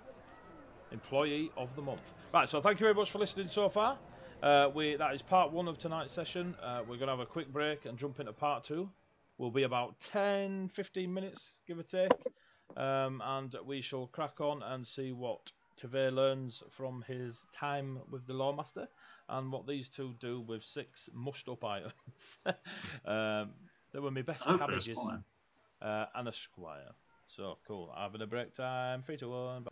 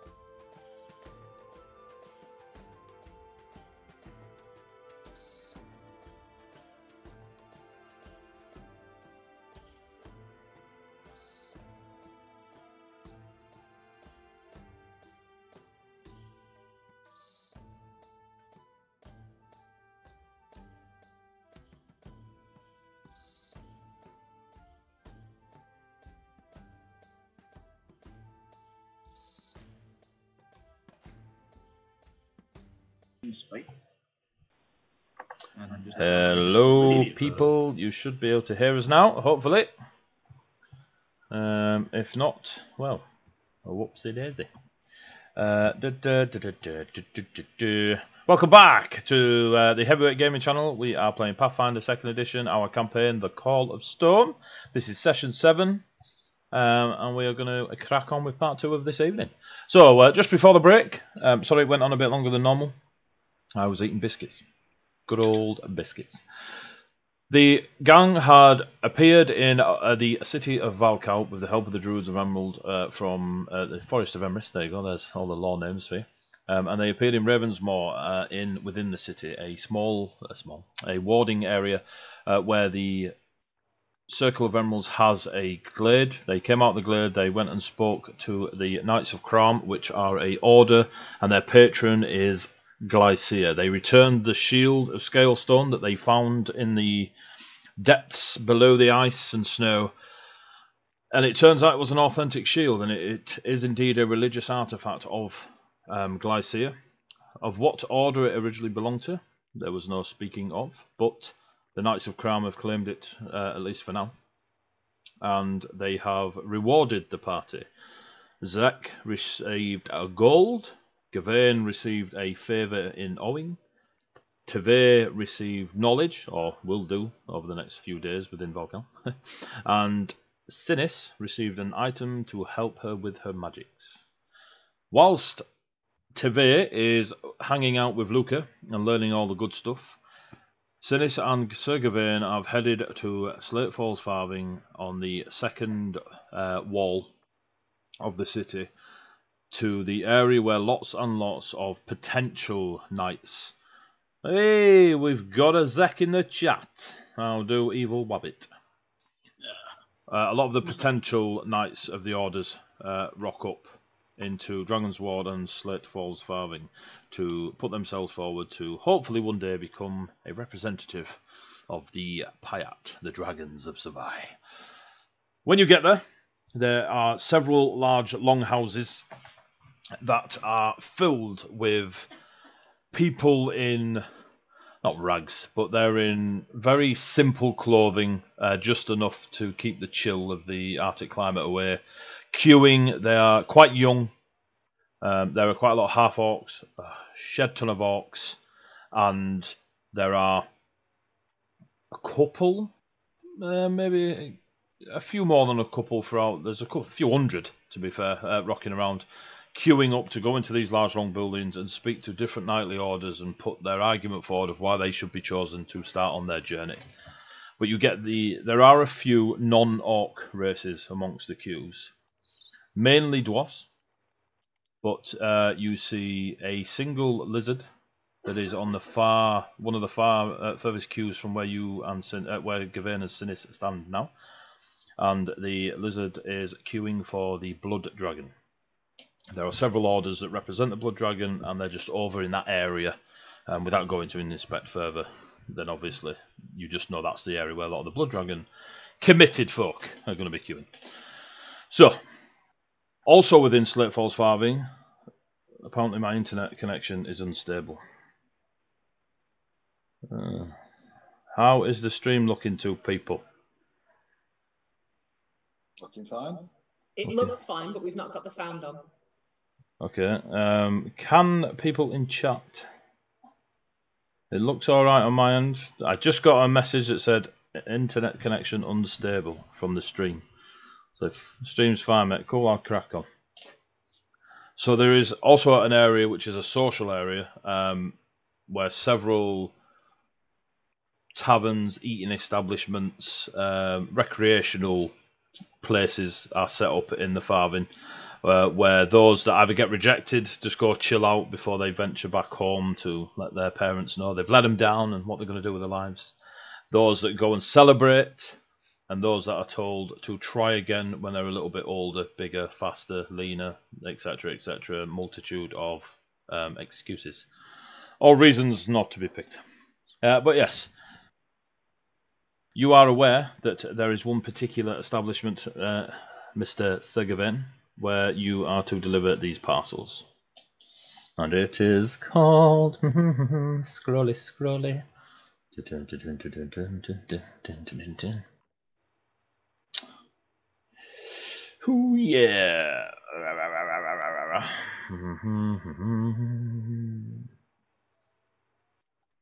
It is called the Alchemist's Keep.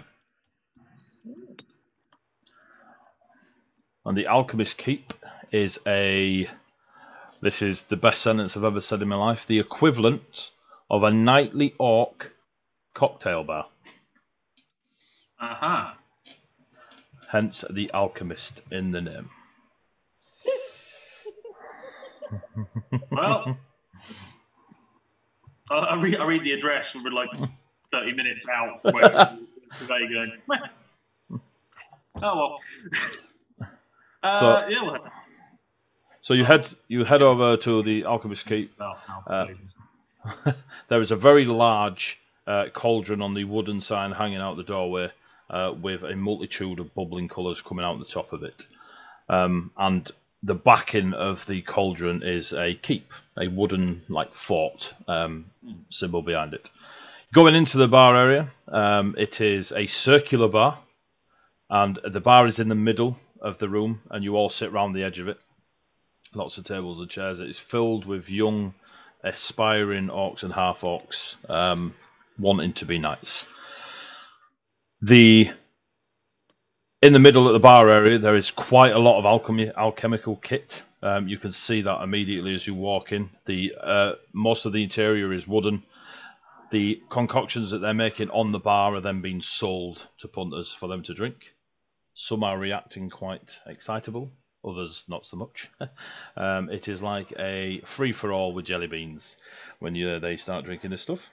But it's quite popular. You can get the odd ale, but it is special ale. Special brew, some might say. Before you can, so whatever you want to drink.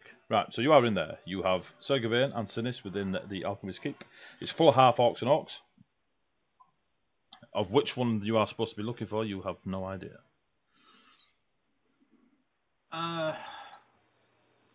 Make an inquiry at the bar to see if anyone has likewise made an inquiry about meeting me there. At the bar, there is a 5'4"-ish, quite heavy-set lizard folk. Brown scales, very happy-looking, and they're just pottering around and stuff, and they just come and they see that you're obviously a customer at the bar, but far above the station of the wannabes in here, and they just walk over. Hello, welcome to the Alchemist's Keep. Name's Mixes. What can I get you? Mixes. I would like I'm very partial to a local ale if you have one. Your local. Specialties. Well, coming right up. Oh yes. Drink. And this is just going to kind of giggle. Like, yeah, I'll have. I'm just going to look up. It's like, just going to gently look across the array because it's clearly a cocktail bar and be like, I think something blue. Blue and special. Right, coming up. And then looks at the ceiling. And they start using the alchemical gear in front of you. Takes them a couple of minutes. And while they're making it, so what are you doing in here? Basically, just inquiring to see if anyone had been inquiring about myself. I have some packages for somebody.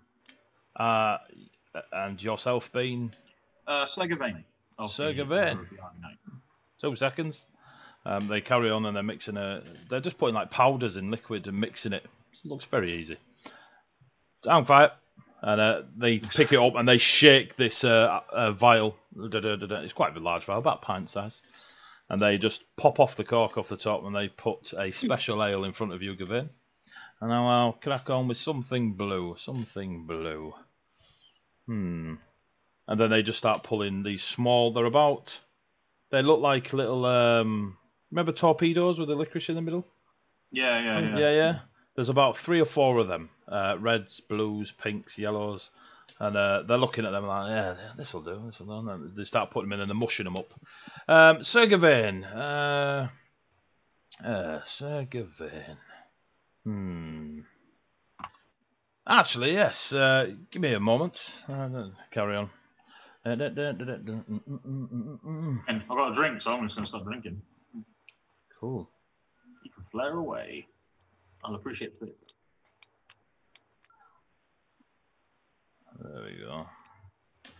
Yeah, so, right, Gideon! Gideon! And it just starts shouting across the bar. And what you see stand up at the other side of the bar is ridiculous. They're about 9 feet tall. They are broader than 2 full orcs. Their skin is teal in colour. They have similar warding to what Sinis has got on them, where it's been applied and in thingies, and it is very jagged and triangular. It's only when they start pushing through, like the people there, and they come towards the bar, that you notice that it's trying to capture the imagery of mountains. Yep. And you know this to be Mr. Gawain and Sinis, actually. Give me a bardic roll, Sinis. Why not? Why? When in Rome. Okay, that is a natural 20. That is page 32. Turn your survey document, go to unique NPCs. Jesus Christ. Right. Right. Where are you, bastard? Right, you know this. I need to find... Yeah. You know, gone are the days where I just used to go on dungeon bashes. You know what I mean? It's good times. Good times. Roll a dice, you fight a dragon. Yay! Money.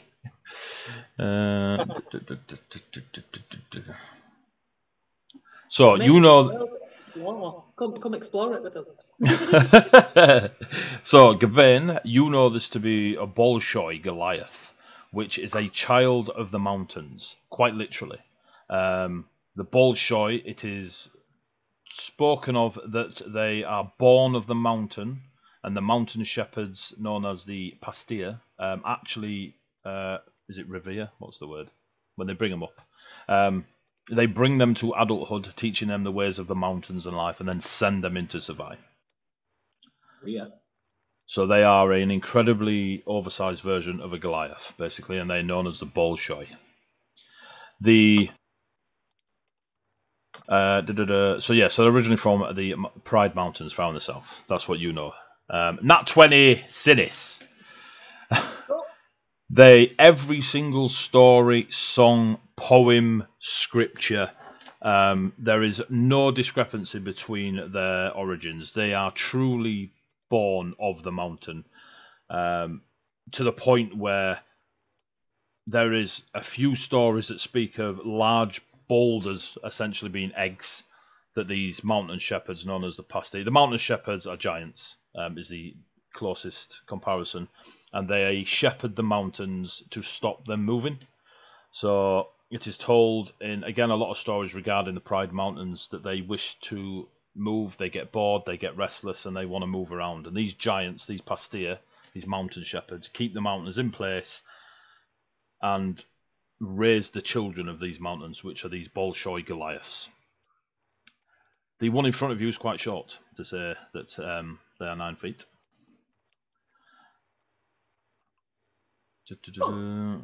Just trying to think if there's anything else that you would know. Yes, the first Bolshoi is told, again, myth and such, that is an actual mountain in humanoid form, very much like supernatural creatures can polymorph, like a dragon to a human type thing. The first Bolshoi to ever present itself to the orcs of Savai is myth and legend that was an actual mountain in humanoid form, known as Everest. Yeah, literally known as Everest. I like it simple.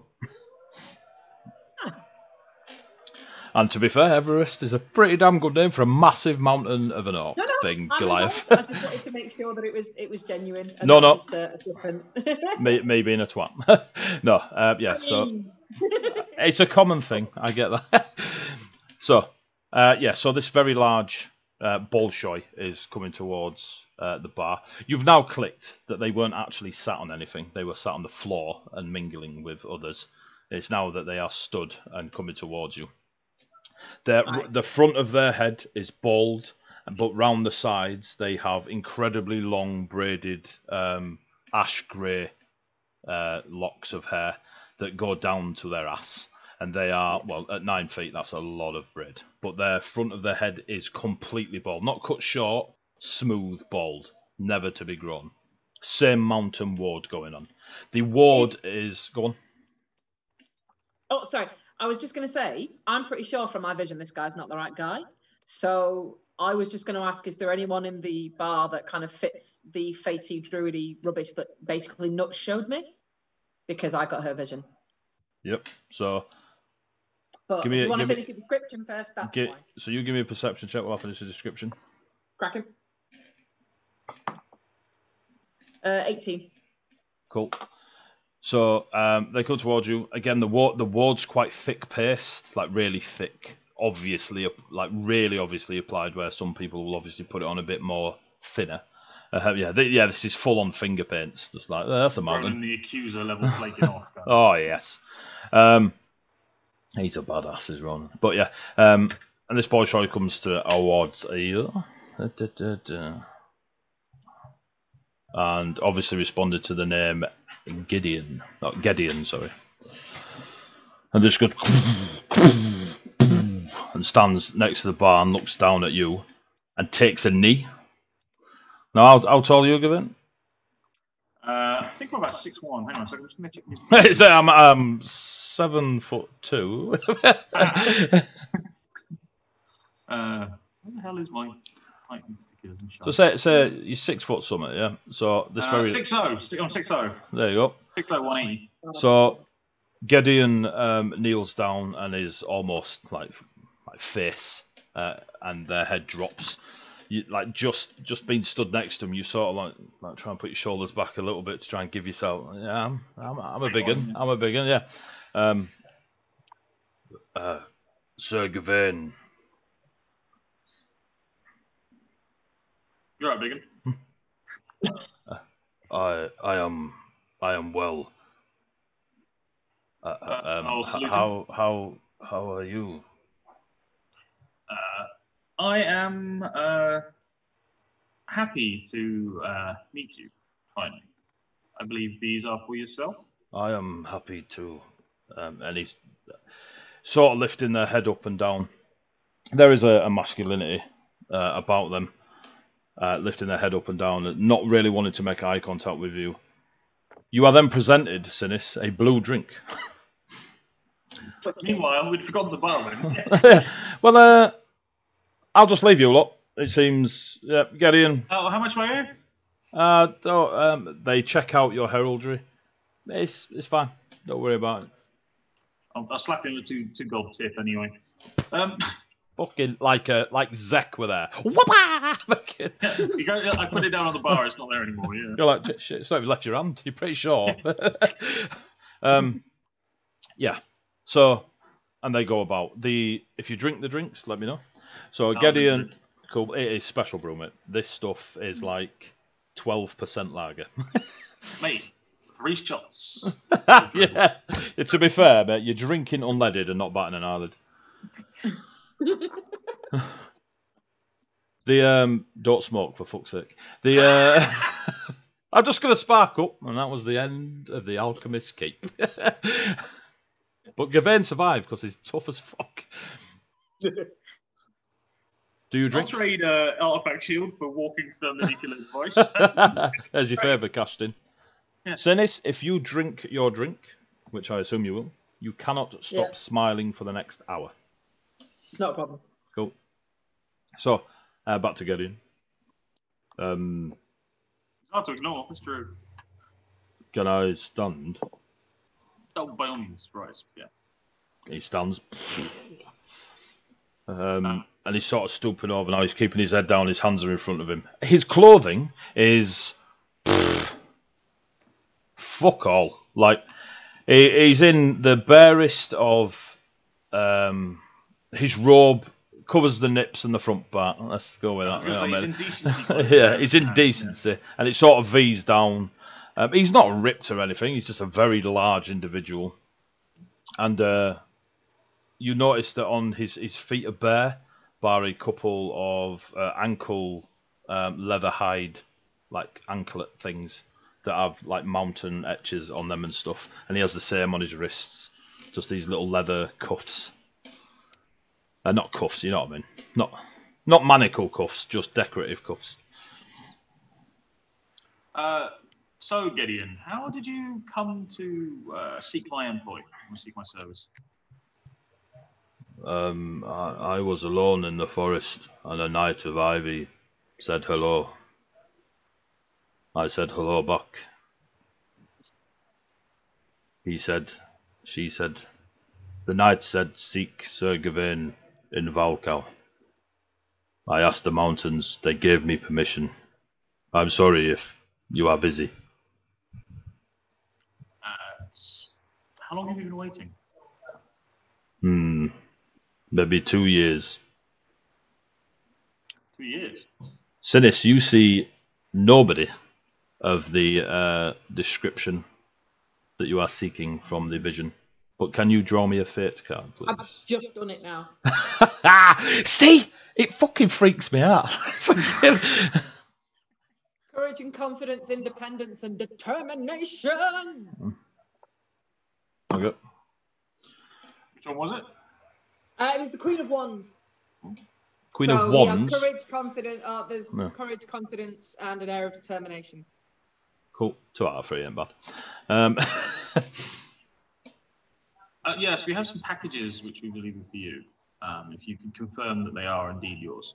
And basically we'll pass him the 6. Or what the one anyway. With his head down, obviously, if you were taller than him, you'd only see the corners of the smile. But being above you, he tries to hide his smile, but you're looking up at his face.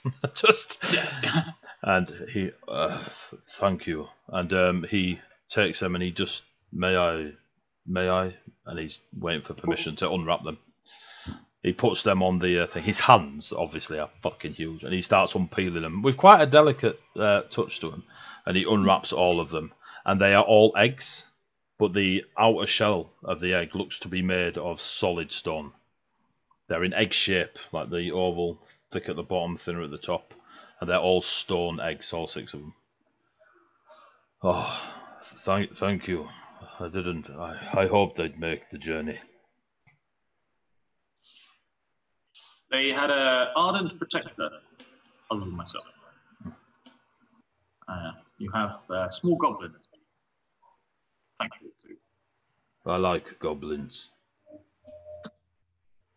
Good, because you might be travelling with 2 of them soon. Do you have weapons, armor? Do you require them? The mountains say I am weapon. You'll be named so. Interesting. You are weapon. He fits the description. Deploy Hulkbuster, go! I just sort of royally say to Sinis, we got a siege that we need to break at any point. Gideon starts putting these large stone eggs in a satchel on his, next to him. Very delicate. Greg's question though, Gideon, what is your plans with those items now? What do you need to do with them? To hatch them. They are, and he's trying to think of the common word for it. They are not dragon, but dragon. Why then? There's a recognition in the eyes, but he still looks confused. Wyvern was the closest. We may have met one. Very nice chap. Okay, so Gideon. Gideon, sorry. No, sorry. I will get your name correct. Thank you. Very quickly. Out of respect. Who do you follow in terms of the faith aspect, the spiritual? The mountains. Do you understand I follow the Ivy Knight, so I have a personal code that I live by? Knight of Ivy, tell me to find you. Do you understand what the code is? Protect. Find truth. Follow fit. And you are happy to abide by these laws, these personal rules? I protect. I don't lie. My story. Very well.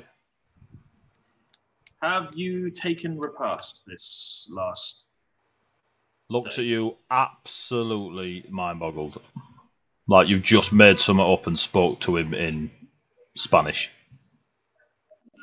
It's fine. Have you eaten? Yes. You do not require All the time, eat. What do you eat? May I ask? He pulls out these small, like granite. They look like little briskets of stone. Have you seen Never-Ending Story? There you go. Yeah. Yep. Don't get a horse. Wow, Ivan. Yeah, wyvern. I'm up to that. It's a luck wyvern. Okay, Gideon. So, in order to be my squire, I will have to impress upon you the requirement to do what I ask you to without hesitation. Yes. If you have reason to question any order or request for myself, I would ask you to perform task first, question after. I will not lead you astray. There will be no attempt at trickery on my behalf. I'll be attempting to show you and demonstrate to you what it means to be a knight. I protect soul. Excellent. Right, well, let's... I look at Sinis and go, right, let's go give Tavea a shock. And Zek, even the bigger one. Unless you have... have you finished your drink? Have you finished your drink? I didn't hear that, I'm sorry. That's right. I turn to you and I ask, right, so this is, let's give Tavea a shot. Let's go find Tavea and give Zek a shot. And then have you finished the drink? Yeah. Oh, okay, cool, sweet. I down the rest of mine and turn to probably collapse. Okay. Me follow. I'm really struggling to hear. Yeah, he is really quiet. I've gone quiet again. Yeah, like super quiet. Ah. It's like, can hear Stu fine, can't hear you. Alright, let me. Our giant mountain man is just a really soft speaker. What about I that? was assuming that. He's like a polite, sweet little hillock. Can you hear me now, or is it still quiet? It's well quiet. Well quiet. Ah, I'm super quiet to them now as well. This is Yay. doing my head in. Ah, yeah, why am I... Yeah, I'm quiet on the thing. Yes, you're quiet on the feed as well. Alright, give me a sec. God damn. What is this mythical clock?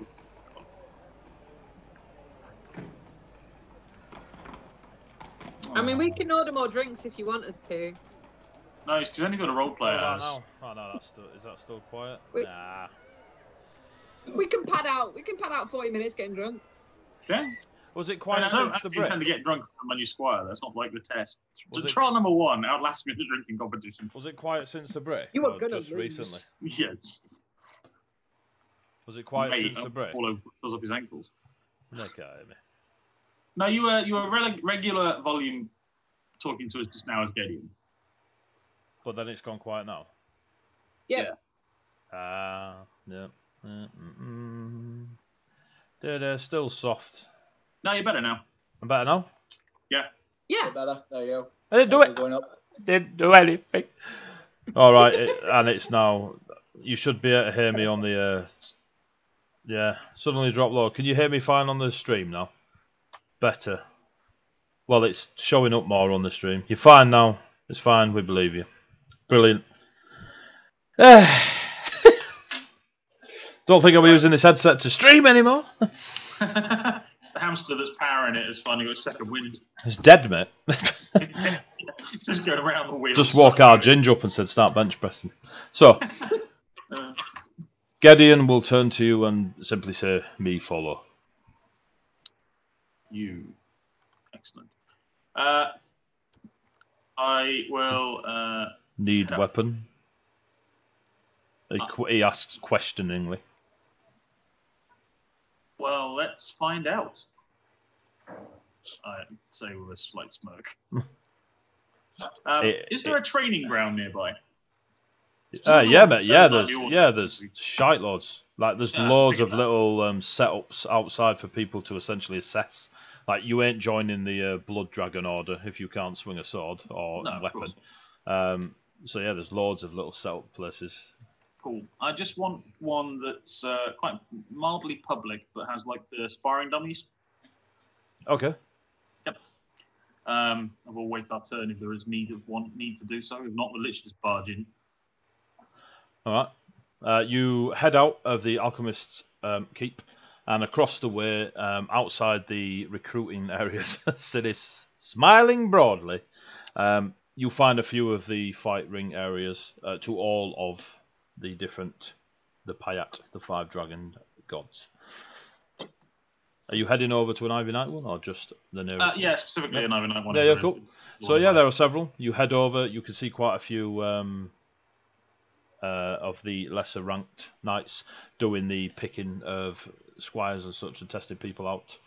And there are quite a plethora of orders representing the Ivy Knights. Their main heraldry is Ivy Leaves and such, and then they've got variations of weaponry or shields or creatures, etc. You go over to one. There is a young-ish orc. She is very military cut hair, short back and sides, and a bit on top. She's in her fineries and has lots of scrolls of parchment. And she's next, and just sending in these young orcs and half orcs to take each other on in hand to hand. There is no weapons being thrown to these lunatics as of yet. And there are a few training dummies at the side for those of range and arcane means, or those that just want to hit something made of wood. Okay, I'll look up at Gideon, look at the dummy and say, show me what you've got. He holds his hands out to you open. As in he wants me to give him a weapon? No, as in he's got nothing in his hands. Okay. Showing you what he's got. I understand. Drax. I go to the dummy. Ever call me a thesaurus. It's a metaphor. I just look at him and go, Gideon, you are a weapon, are you not? Then show me how hard a weapon I have in my employ. Kill wooden person. Questioningly. Yes. So, as he walks towards it, everyone else around him just sort of part naturally rather than that. No one, like, they all want to be knights, but ain't no one sticking their chest out to this 9-foot Goliath giant. The lass who's watching people's like, nah, just sort of looks across to you just as this walks past her. And Gideon will then proceed to almost writhe in agony as you hear cracks and breaks in his flesh and bones beneath, as he starts to change and fur covers his entire body and elongated claws pop out from his hands as he turns into, essentially, it's about 12-foot beast of there is a hybrid of bear and wolf in this hybrid creature that Gideon turns into, just to the skies, and the two big swipes takes out about 4 dummies, and then just look at Sinis and just go shit. Turns and just looks at you lot, and then, even though they're like a bear wolf. Good out myself. Even though they are this bear wolf creature, they've got an ape-like stance to them as they on their front knuckles and sort of hunch in front of you at their new height and width, covered in fur, huge teeth, the sort of bit of a pant going on as the tongue's lolling a little bit. They have a very, not puppy, but adolescent personality about this new form, and you just hear a guttural noise. Weapon. I understand. I look at him. I'm going to look at one of the most promising and boisterous and what's the word used? I want to basically pick on the bully of the yard amongst the other squires. Give me a perception check. A guy check. who's gone 4 rounds undefeated and is feeling full of himself. Give me a perception check.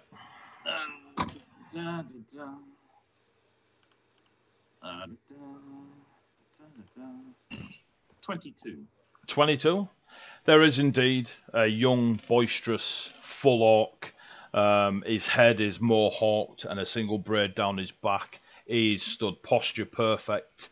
Must be, you know, that must be 18, 19. Stood there, has a single longsword at his hip, a wooden shield on his back, doesn't wear any armour, is wearing enough clothing to allow his obvious physique that he's worked hard on show. Excuse, I understand. And but yes, there are a few people around him, almost sycophanting for him, but there are also a few dishevelled opponents that have clearly been on the end of a mocking or two. I look at Gideon, look at him, point to him, and say, I want you to challenge him to a fight. You are not allowed to draw blood, nor kill him. So but this you could win. Win. Walks over, goes over to, like, they part immediately, and it's like, you know, the whole he's behind me, innit, mentality. The young, boisterous orc turns to face this creature, and Gideon, in his face, just issues out a challenging roar to the orc. Sinis, can you pull a card, please? I already have. And, somebody fetch me a fucking priest. It gets worse. It was the 9 of Wands, which is courage, persistence, test of faith. Yep, wait, no, I'm ready. And boundaries. Boundaries, man. Boundaries! When you put the restriction on it, boundaries. Yeah, literally. Well, it says resilience, courage, persistence, tests of faith, and boundaries. So it can be perceived in many ways, but it made me smile. I was like, oh no, not again. The young orc sort of, like, you know, as the breath of Gideon is blowing in their face, does appear unfazed as they sort of, like, you know, wipe the spittle from their face. Challenge accepted. Just sort of waving off the breath. The large head of Gideon looks back at you. No, kill. I'll just nod. Cool. Sword comes out. Shield comes forward. And you see the young lad then looks to the rest of them. So large, won't be too hard to miss. Turns and faces. Can you roll initiative, please, Gavin, for Gideon? What do you need? A D20. Oh, right, okay. Normal, yeah. Perception, mate. Normal, yeah. Gideon's on a 1, so he's gonna have like the drop on him. That's for sure. Yeah, young lad's going first. I think Blade is gonna go first. So they stand off. They're not even in a fight ring. There's not enough space for Gideon. They're just out in the street, as it were, which attracts more people because the chaos of the queuing and waiting for your turn is kind of freeform right now. If you want to place bets, you can do. The military cut woman just looks around, looks at you, shakes her head, sees that you are of a rank slightly higher than her, nods, only just, but she's aware that she's got a job to do, and you clearly a prick. And she if you're gonna watch, and then she'll start ushering people to try and make a more circular area around what's about to happen. Let me just go to my. Do you know those stories about Yetis, Sims? Simis is just going to look at him and be like, I am aware of them, yes. Do you ever wonder if maybe they were wrong? I would definitely wonder about asking them to take on another squire in the middle of a crowded city, yes. It'll be fine. Give me a sec. I need to find Gideon. Especially when he has not been tested. You are braver than me. Mostly it's power is obvious. Any fool can see that. It's all about restraint. Like, does he turn feral berserker, or does he have the ability to control it? Right, I understand that. I would have rather we tested that than test random strangers in a crowd, because if it is a berserker, we have a problem. Strangers in the night. It's fine. If it is a berserker, I will deal with it myself. Of course you will, sir. So. Yeah, Sinis is just going to look at you like, okay. You could really do. Just elbow you. Just go. It's fine. Hydra. Timed it perfectly. Sinis will point out only one head, motherfucker. There is a flashback moment where Gavin thinks that shield would be great right about now. Alright, I've got my own shield. I've got faith. So oh my god. Cancel the priest. Cancel the priest. You watch as young Flashblade leaps forward and quite skillfully lands the blade upon Gideon twice. Neither strike draws blood, but both do hit Gideon. Yep. Yeah. Bundle. Remains in melee-ish range, like Flashblade clearly thinks just running around Gideon will be fine. Gideon again, we will use one action to say to you, Gavin, no kill. Glad we understand the terms of this engagement. Cool. Second action, we'll strike. Can you roll the D20, please?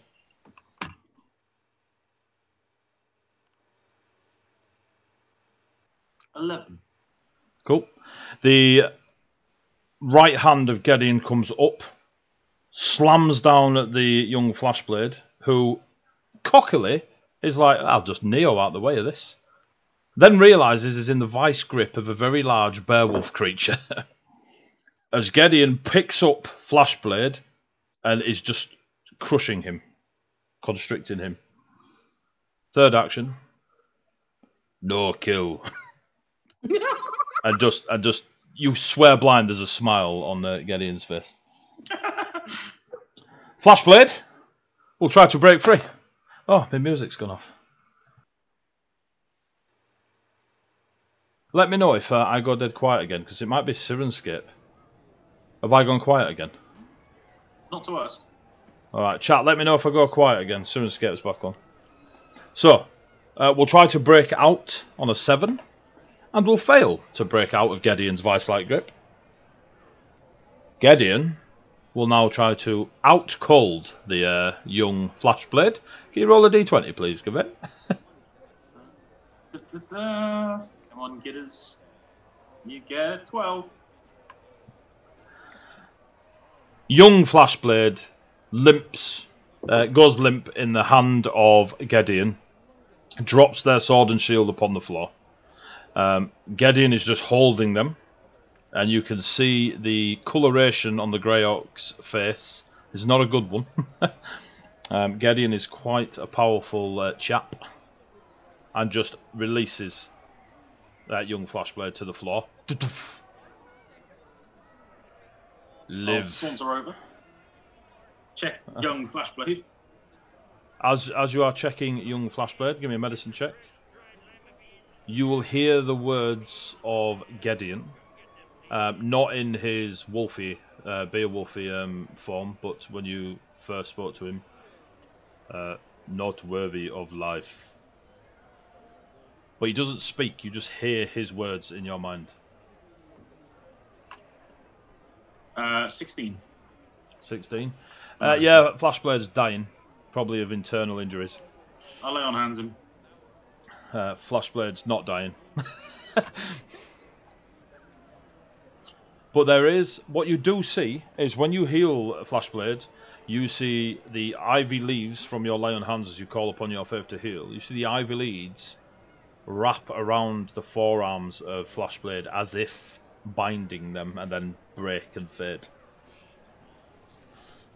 And then you just hear Gideon's voice again in your mind, not worthy. In a kind of a sad tone.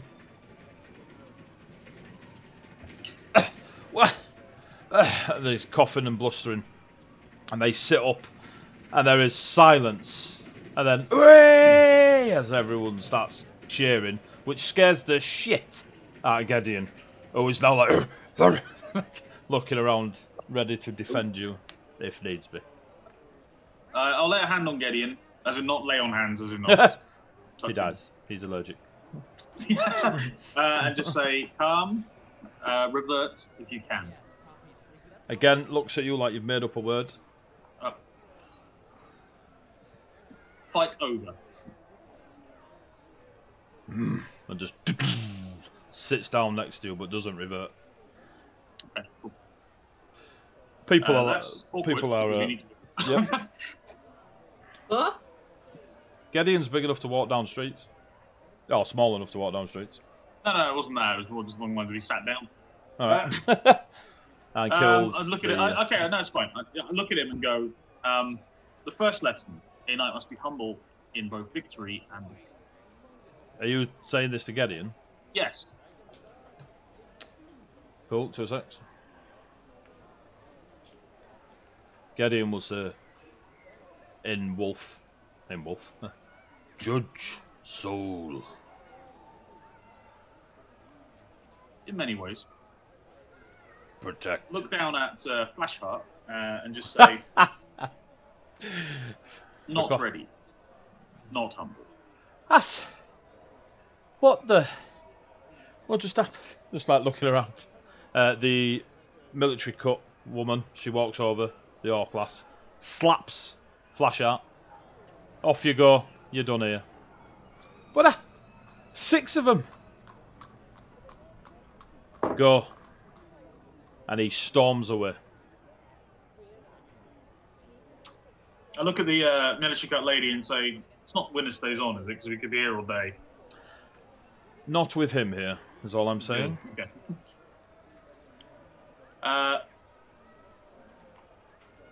Okay. Gideon. Oof. I want you to listen to me very carefully. I listen. And follow my instruction to the letter. I will defend myself against you, and I want you to hit me as hard as you can. Okay. And I'll then pull out my shield. Well, I'll then raise you. Then raise shield. You want him with you? Yeah. Give me a sec. I'm testing his abilities. I mean, like, there's no other way to do it. I'm also fully armed, armored, and rested, so it's not like I'm fear of my life. It's not like you're going to get one-shotted or out by your squire. And the DM's not that cruel, right? It's helpful.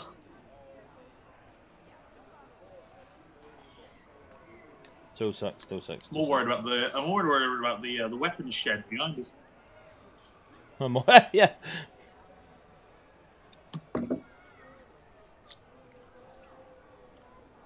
he breaks my shield, I'll fucking kill him. So if you're still standing, mate. Yeah. No, what I actually mean is if he breaks my shield, I'll get it fixed. If I'm still standing. Cool. So he steps back and just as he's now stood back up, the military cut female orc is like, okay, back off. Just starts ushering people aside, and you're letting him have a attack at you. Yeah, I need to test him to find out how confident I can be in his abilities. Okay. I'm going to get out my Bardic Inspiration dice for this. 20 dice, they're all in my it's not loaded in the slightest, but it's only got 20s on it. For the viewers at home, what colour of Bardic Inspiration dice are you rolling? A crimson red. I understand. Flat out. I don't know if you can see that in the light, but these are beautiful. You can get them for Bardic Inspirations. Go to bardicinspiration.co.uk. They sell some really nice dice. Oh, that's alright. It's not bad. It's not bad. 30. That'll hit. Cool. Dun, dun, dun, dun. Where are you? One. Where the fuck are you? Two. Well, that was shit.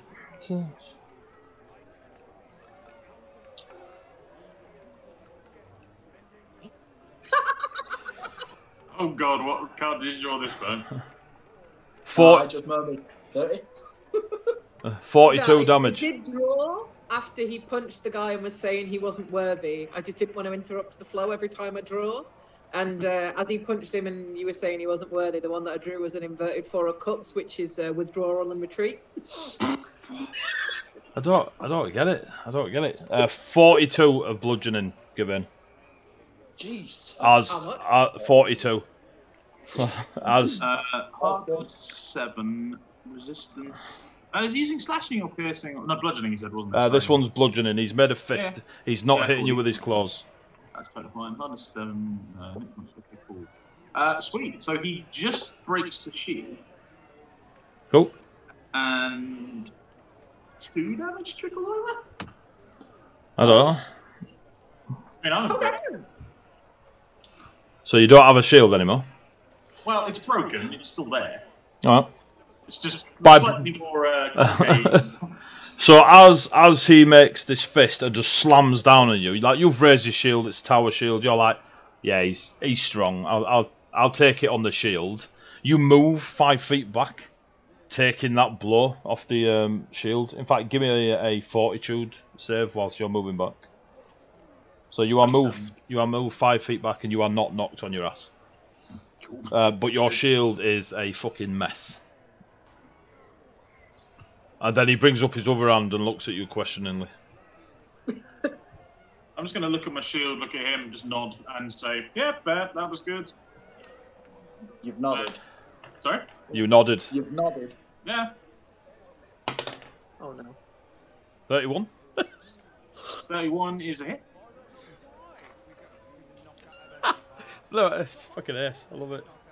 It's not a crit. Well, so, shit. yeah. That's higher.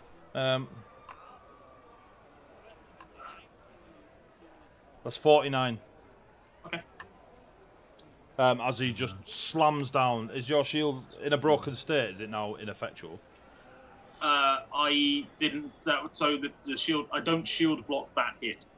Okay. I take it like a boss. Okay, so yeah, 49. 49. 48, sorry, 48. 48, sorry. 23. Cool. I'll take that. Do you want me to roll flying across the room check again? Yeah, you move 5 feet and give me a fortitude. 25. You do not get knocked on your ass. Cool. I will hold up my hands not to say stop and like, oh shit, but just like assuredly just go, we're good, you know. As you hold up your hand, Gideon's massive hand just goes. He high fives me. Yeah. Give me a fortune. No, I'm joking. Actually, I don't know how to take that. I'll make a fist. He'll brawn up you. Okay, fine. Yeah, stop there. So, calm down, Gideon. Calm down. All right, calm down. We're at fist bumps right now. So the I5 was 5 points. The fist bump was 23 points. The brawn up was death. So everyone around you is sort of like they cheer, then they stop. When the shield gets smashed in, they are like, "Whoa!" When he hits you again, everyone like is rushing for the Undertaker. They're like, "This orc's gone."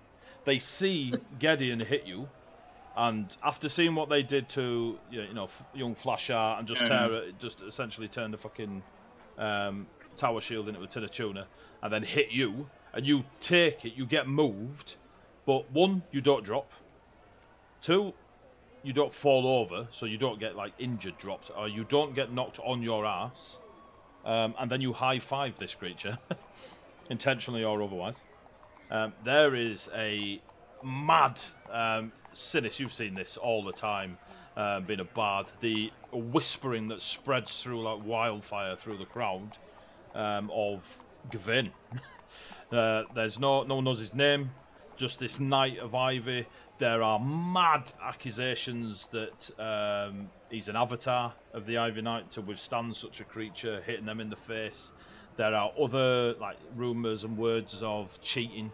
There's no way someone could stand before that. You know, you get a lot of jealousy, a lot of awe. No one knows your name. There's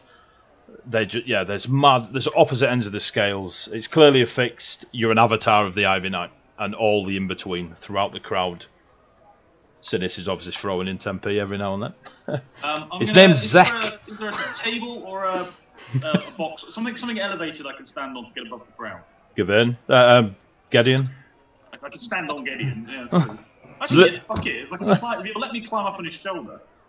If you just start climbing on him, Gideon won't react. He's a wannabe squire. He just thinks this is part of the initiation. I won't, because that belittles him. I'll stand on a box or raised. He'll stand on Flashart. Yeah, there are. I know, mate. There are plenty of Flashart's gone, mate. There are plenty of areas and boxes and stools and benches that people are sitting on to watch and stuff. You could easily find something to elevate oneself. And you do. I'll stand on top of. I'll stand on top of this whatever the table thing. And I'll raise a hand for quiet. There is not instant quiet, but they soon react to this possible avatar of a god. And I'm worried now if I actually shout that it's going to really go through the microphone really bad. Don't well, we know you're shouting. So feel free to. Yeah. It's one of those things where I kind of like want to. If there's another.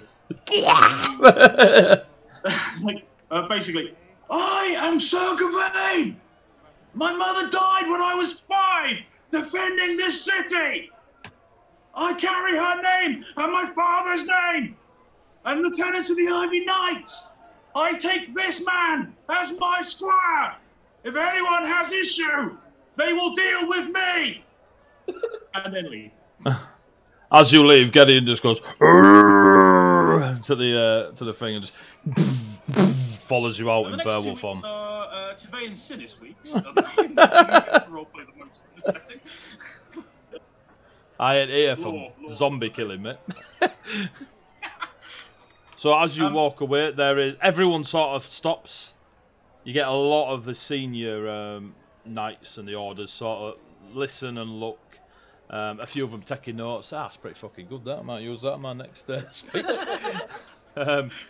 The military cut woman just walks over to you as you're walking away.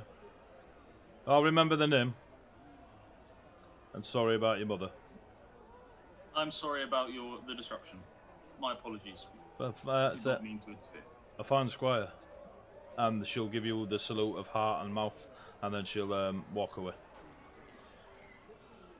And Gideon's like uncomfortably like he's just there, following you in his full beowulf form.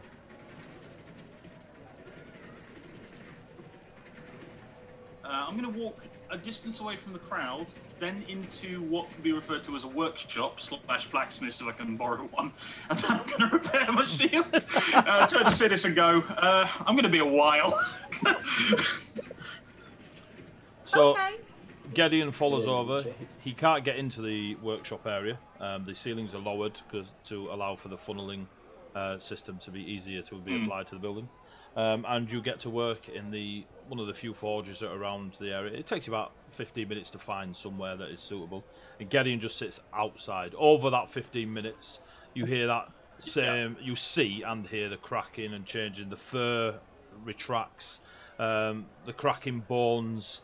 And when you then see Gideon in his 9-foot mountain Goliath form, there's sweat. He's covered, fucking piss wet through in sweat, sort of breathing slowly, and he's just sat outside the forge area, just enjoying the cool air.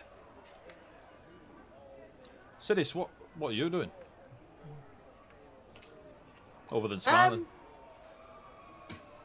I'm probably going to go and properly introduce myself to the guy, because I didn't really get a chance to do it. Sorry. That wasn't a criticism, I just realised I should have done that. And I'm going to see if he's okay, and if he's in any pain, and if there's anything I can generally do. And if there's general grumblings of bereavement, I'm just going to ask if he's all right, or if he wants any stories of, I don't know, mountain shepherds or something, because I probably know a couple, and it would probably be quite soothing. So while Skavane is in there, you approach Gideon, and obviously you have a list of bullet points to present to him. He's nodding as you're putting forth your possible requests and such, and aid and whatever. And you can see him looking at you, but not eye contact, and he's clearly following your ward on your face, and just goes, you paint. He asks you if you paint. I didn't hear. He says you paint. Yes. Yes. I like paint. And he reaches to his satchel where he put the stone eggs, and he pulls out some scrolls of like papyrus, and he just starts rolling them out on the floor. And they're very simple drawings of mainly landscapes, but there is a couple of humanoids. One of them is a very, very large. It takes up the entire piece of parchment, where he's used just loads of blues and whites, and it's clearly of a very old, or it appears to be old, the way he's added like beards and stuff like this, multiple beards, to this creature, and it just looks almost like a grandfather variant of himself. You know, it's got a very old man look about it. But there is one that you notice as he's just flicking through, and he's got about 12 of these rolled up bits of parchment that he's just pulled out of his bag and he's put them out in front of him. And he's clearly used similar stuff, although cheaper, of the ward that you see on yourself. The ward he's got on himself is just a thick paste, but it's almost like he's done finger paintings with oil paintings on these things and just sort of mushed them around. But he's got enough detail that you can see what they are. But the one that stands out to you the most, and even though to anyone else probably looks like a young orc, but to you, you cannot take your eye off the similarity, and it's a similarity of nah. But the image of the young orc on the painting to the young orc that was in the vision stood before Gavin. To be fair, I'll just smile and I'll ask him to talk me through, but I will ask him, who's this? He'll talk to you about mainly the landscapes or what he's seen travelling. The Pride Mountains are far in the south. Well, you were there in Dolinsk. He's from the mountains around there. Yeah. And he speaks to you of what he's seen, these different visions. The massive grandfather-looking thing is a giant, one of the mountain shepherds, so a true giant of the Pride Mountains, one of the mountain shepherds, and one that he refers to as Pastir, but they're all known as Pastirs, so Pastir, and speaks quite highly of him, as if you would a father or a mother or a a parent. I'll assume it's who hatched him. That's fine. Yeah. When he gets to the young orc, he pointing at it and goes, "Soul," and points at himself and points at the young orc painting. I will just nod. It's like, okay. You paint, and he sort of offers you empty parchment. And I'm just. Go on. Oh, to be fair, I will have paints and stuff because I've gathered stuff for woads and stuff. So I'll produce some of mine, and I'll let him use them if he wants to. Give him new colours. Mad excitement. Here's my Crayola colour set, mate. Let's go. Shit, I've been using 2 colours for 5 years. It's fucking grey and fucking dark grey. I'll get out a load of different paints and I'll just be like, yes, I paint, and I will sit and paint with him for a bit. Cool. If you haven't guessed, there is a very simple, gentle nature to Gideon, and he will very smiley paint with you. And you can see him trying to paint you and Gawain. He doesn't touch any of. He doesn't use any of your implements. He does it all with his thumbs and fingers. It's quite impressive, considering he's using a fucking sausage as a paintbrush. But he does all right. He does a decent likeness of some orc knight with some what you can only assume is an attempt at ivy on their armour. And he does a big lizard, but he's looking at you, and he paints the colours of the rainbow on the lizard, despite your colouring right now. I'm gonna just smile. And he will perform that throughout the next hour or so while Gawain fixes his shield. Gawain, do you need to do a roll to fix his shield, or is it just something you could do? No, I do need to do a roll. I was gonna say. I get to make a series of crafting checks, depending how badly I do or well I do, concerns how quickly it takes me to fix the damn thing. Cool. So, after 20 minutes, I think I'll recover 10 hit points. I'll double check in a minute. After another 20 minutes, I think I've done the right. I'm pretty certain I worked out that the minimum amount I need is at least 3 successes to fully heal it. And it's 15 is the DC. I'll double check that again. Okay. So I think it takes me a full hour to fix it. I mean, he did break it from 30 to 0 in one shot, so you know. You asked him to. Yeah, no. I wanted to see how hard he could hit. Not metagaming at all. If I have to get hit by him, then I get hit by him. It's not like I can take him to like a complicated lab and go, "Can you just measure his, punch PSI, please?" You don't know. Can you tell me what his DPS is, lads? Yeah. Page. Yeah. This is homebrew as fuck. I love him. I want to play him. He's trying to get major props from like all of the chatters. I want to keep him forever. What was my favourite one so far on chat? It's like Gideon New Puskins. Well, so do your crafting roll. I've done them all. It's Gideon. I'll fucking ram that home, bastards. I know it's Gideon. I know it's Gideon just now. Sorry. Shit, I need to look at skills, not. Sinis, while you're spending time with Gideon, can you roll me a?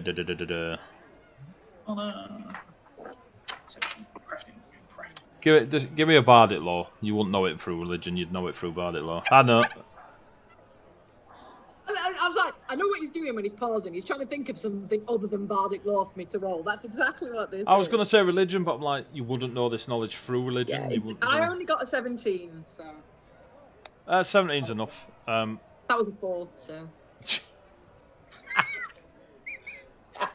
I am a law bard. I mean, I can't knock it. So. That's the point. You recognise a pattern in his ward that is more deliberate than just someone putting paste on their face. You swear blind that he's already on a path similar to Gawain's in that he is a champion of sorts, not through sheer martial prowess but through divine aid. and it is an oath he has taken to that of the stone itself. You've heard of such oaths before, for folks wielding the might of the elements rather than a divine entity. But yeah, the way the mountains are painted on his face, his skull, his shoulders and such, there's definitely an oath to that of the stone of the mountains that he has taken, and it is giving him aid to his path. 3 things ring in your memory, the tenets of this oath, known to you as the tenets of stone. Embrace your story. Every path you walk down will lead you to the next chapter. When it feels right to go, do so willingly, for all stories must end. The second one is accept your fate. Always look ahead and never retreat from whatever fate puts before you. It is a part of your tale, and if fate decrees, you will get through it. And the third one is live your story. Those who you decide are your allies also have their story and their fate that will be guiding them too. They may not note them down or see their story the same as they should, but it is your role to do so in their stead. So the 3 tenets: embrace your story, accept your fate, live their stories. Cool. At this point, Sinis knows pretty concrete that she will follow that guy literally wherever he goes. Into Mordor! Pretty much. You know, like, the fates are giving me some pretty strong signals. There's a guy that's all about fate and accepting his story, and I'm sat outside a blacksmith painting with him. Yeah. So Sinis retires off with and he Gideon. can see people's souls. I'm going with him. Gawain, I'm assuming you've succeeded in fixing your shield. Yeah, the DM sets the DC, but it is supposed to be the same as crafting one. So that last time I looked at crafting a normal shield, I think it was 15. You are a knight of Ivy. You are in a city completely devoted to knights. You have equipment around you, plus experts. Yeah. You are more than able to repair your shield. Yeah, the hilarious thing here is I can't, because the critical failure is you deal more damage to the item. I can't deal enough damage to the item to break it further. Its hardness is too big, so I can theoretically not fail the check and just take 20. You know? You will eventually, with the help of those around you. Yeah, an hour you fix your shield, no problem. And even the times that you struggle a little bit within the forge, a few of the orcs come over just. They're like, dude, you're hitting it in the wrong. Give me that hammer, for fuck's sake. And look at it, and I'm like, I think I've done it. And then you look at it, how the fuck did he bend it down? How'd you turn it into a bow? You fucking. Handle on the outer of the curve. Yeah. So whilst you fix your shield and Sinis bonds with Gideon, we will call the session there in preparation for Zek and Tive next Saturday, who will probably dominate the majority of the session, i.e. Martin will be like, give me shit so I can make magic weapons. And yes, so thank you very much for tuning in, folks. That's the end of the session. I really enjoyed that. It was pretty cool. I've been waiting since session 1 to bring Gideon in, and yeah, it was good. I enjoyed it. So thank you, viewers. It says on my screen that there's 17 of you, so that is very much appreciated. I hope you really enjoyed the little amount of story you got to listen to. Please join us every Saturday if you can. I get that it's Saturday night, but if you are available, please jump on and follow the story with us. We should have Zek back with us next week, and this lot will very likely be in kit again because they're lunatics, but it looks cool. So yeah, thank you very much for tuning in. Thank you very much to our sponsors, Sawdustandswearwords and Just Games. Go check them out on Facebook and justgames.gg if you go on the old Google. Thank you to those that follow us on social media. If you wish to go see what we've been up to and all the stories we're doing on our other tabletop games, including Pathfinder, go to our YouTube channel, just type in Heavyweight Gaming and you'll find it. And thank you very much. So for now, say goodbye, players. Bye, players. Yeah. Oh, and Zek, 3K gold, man.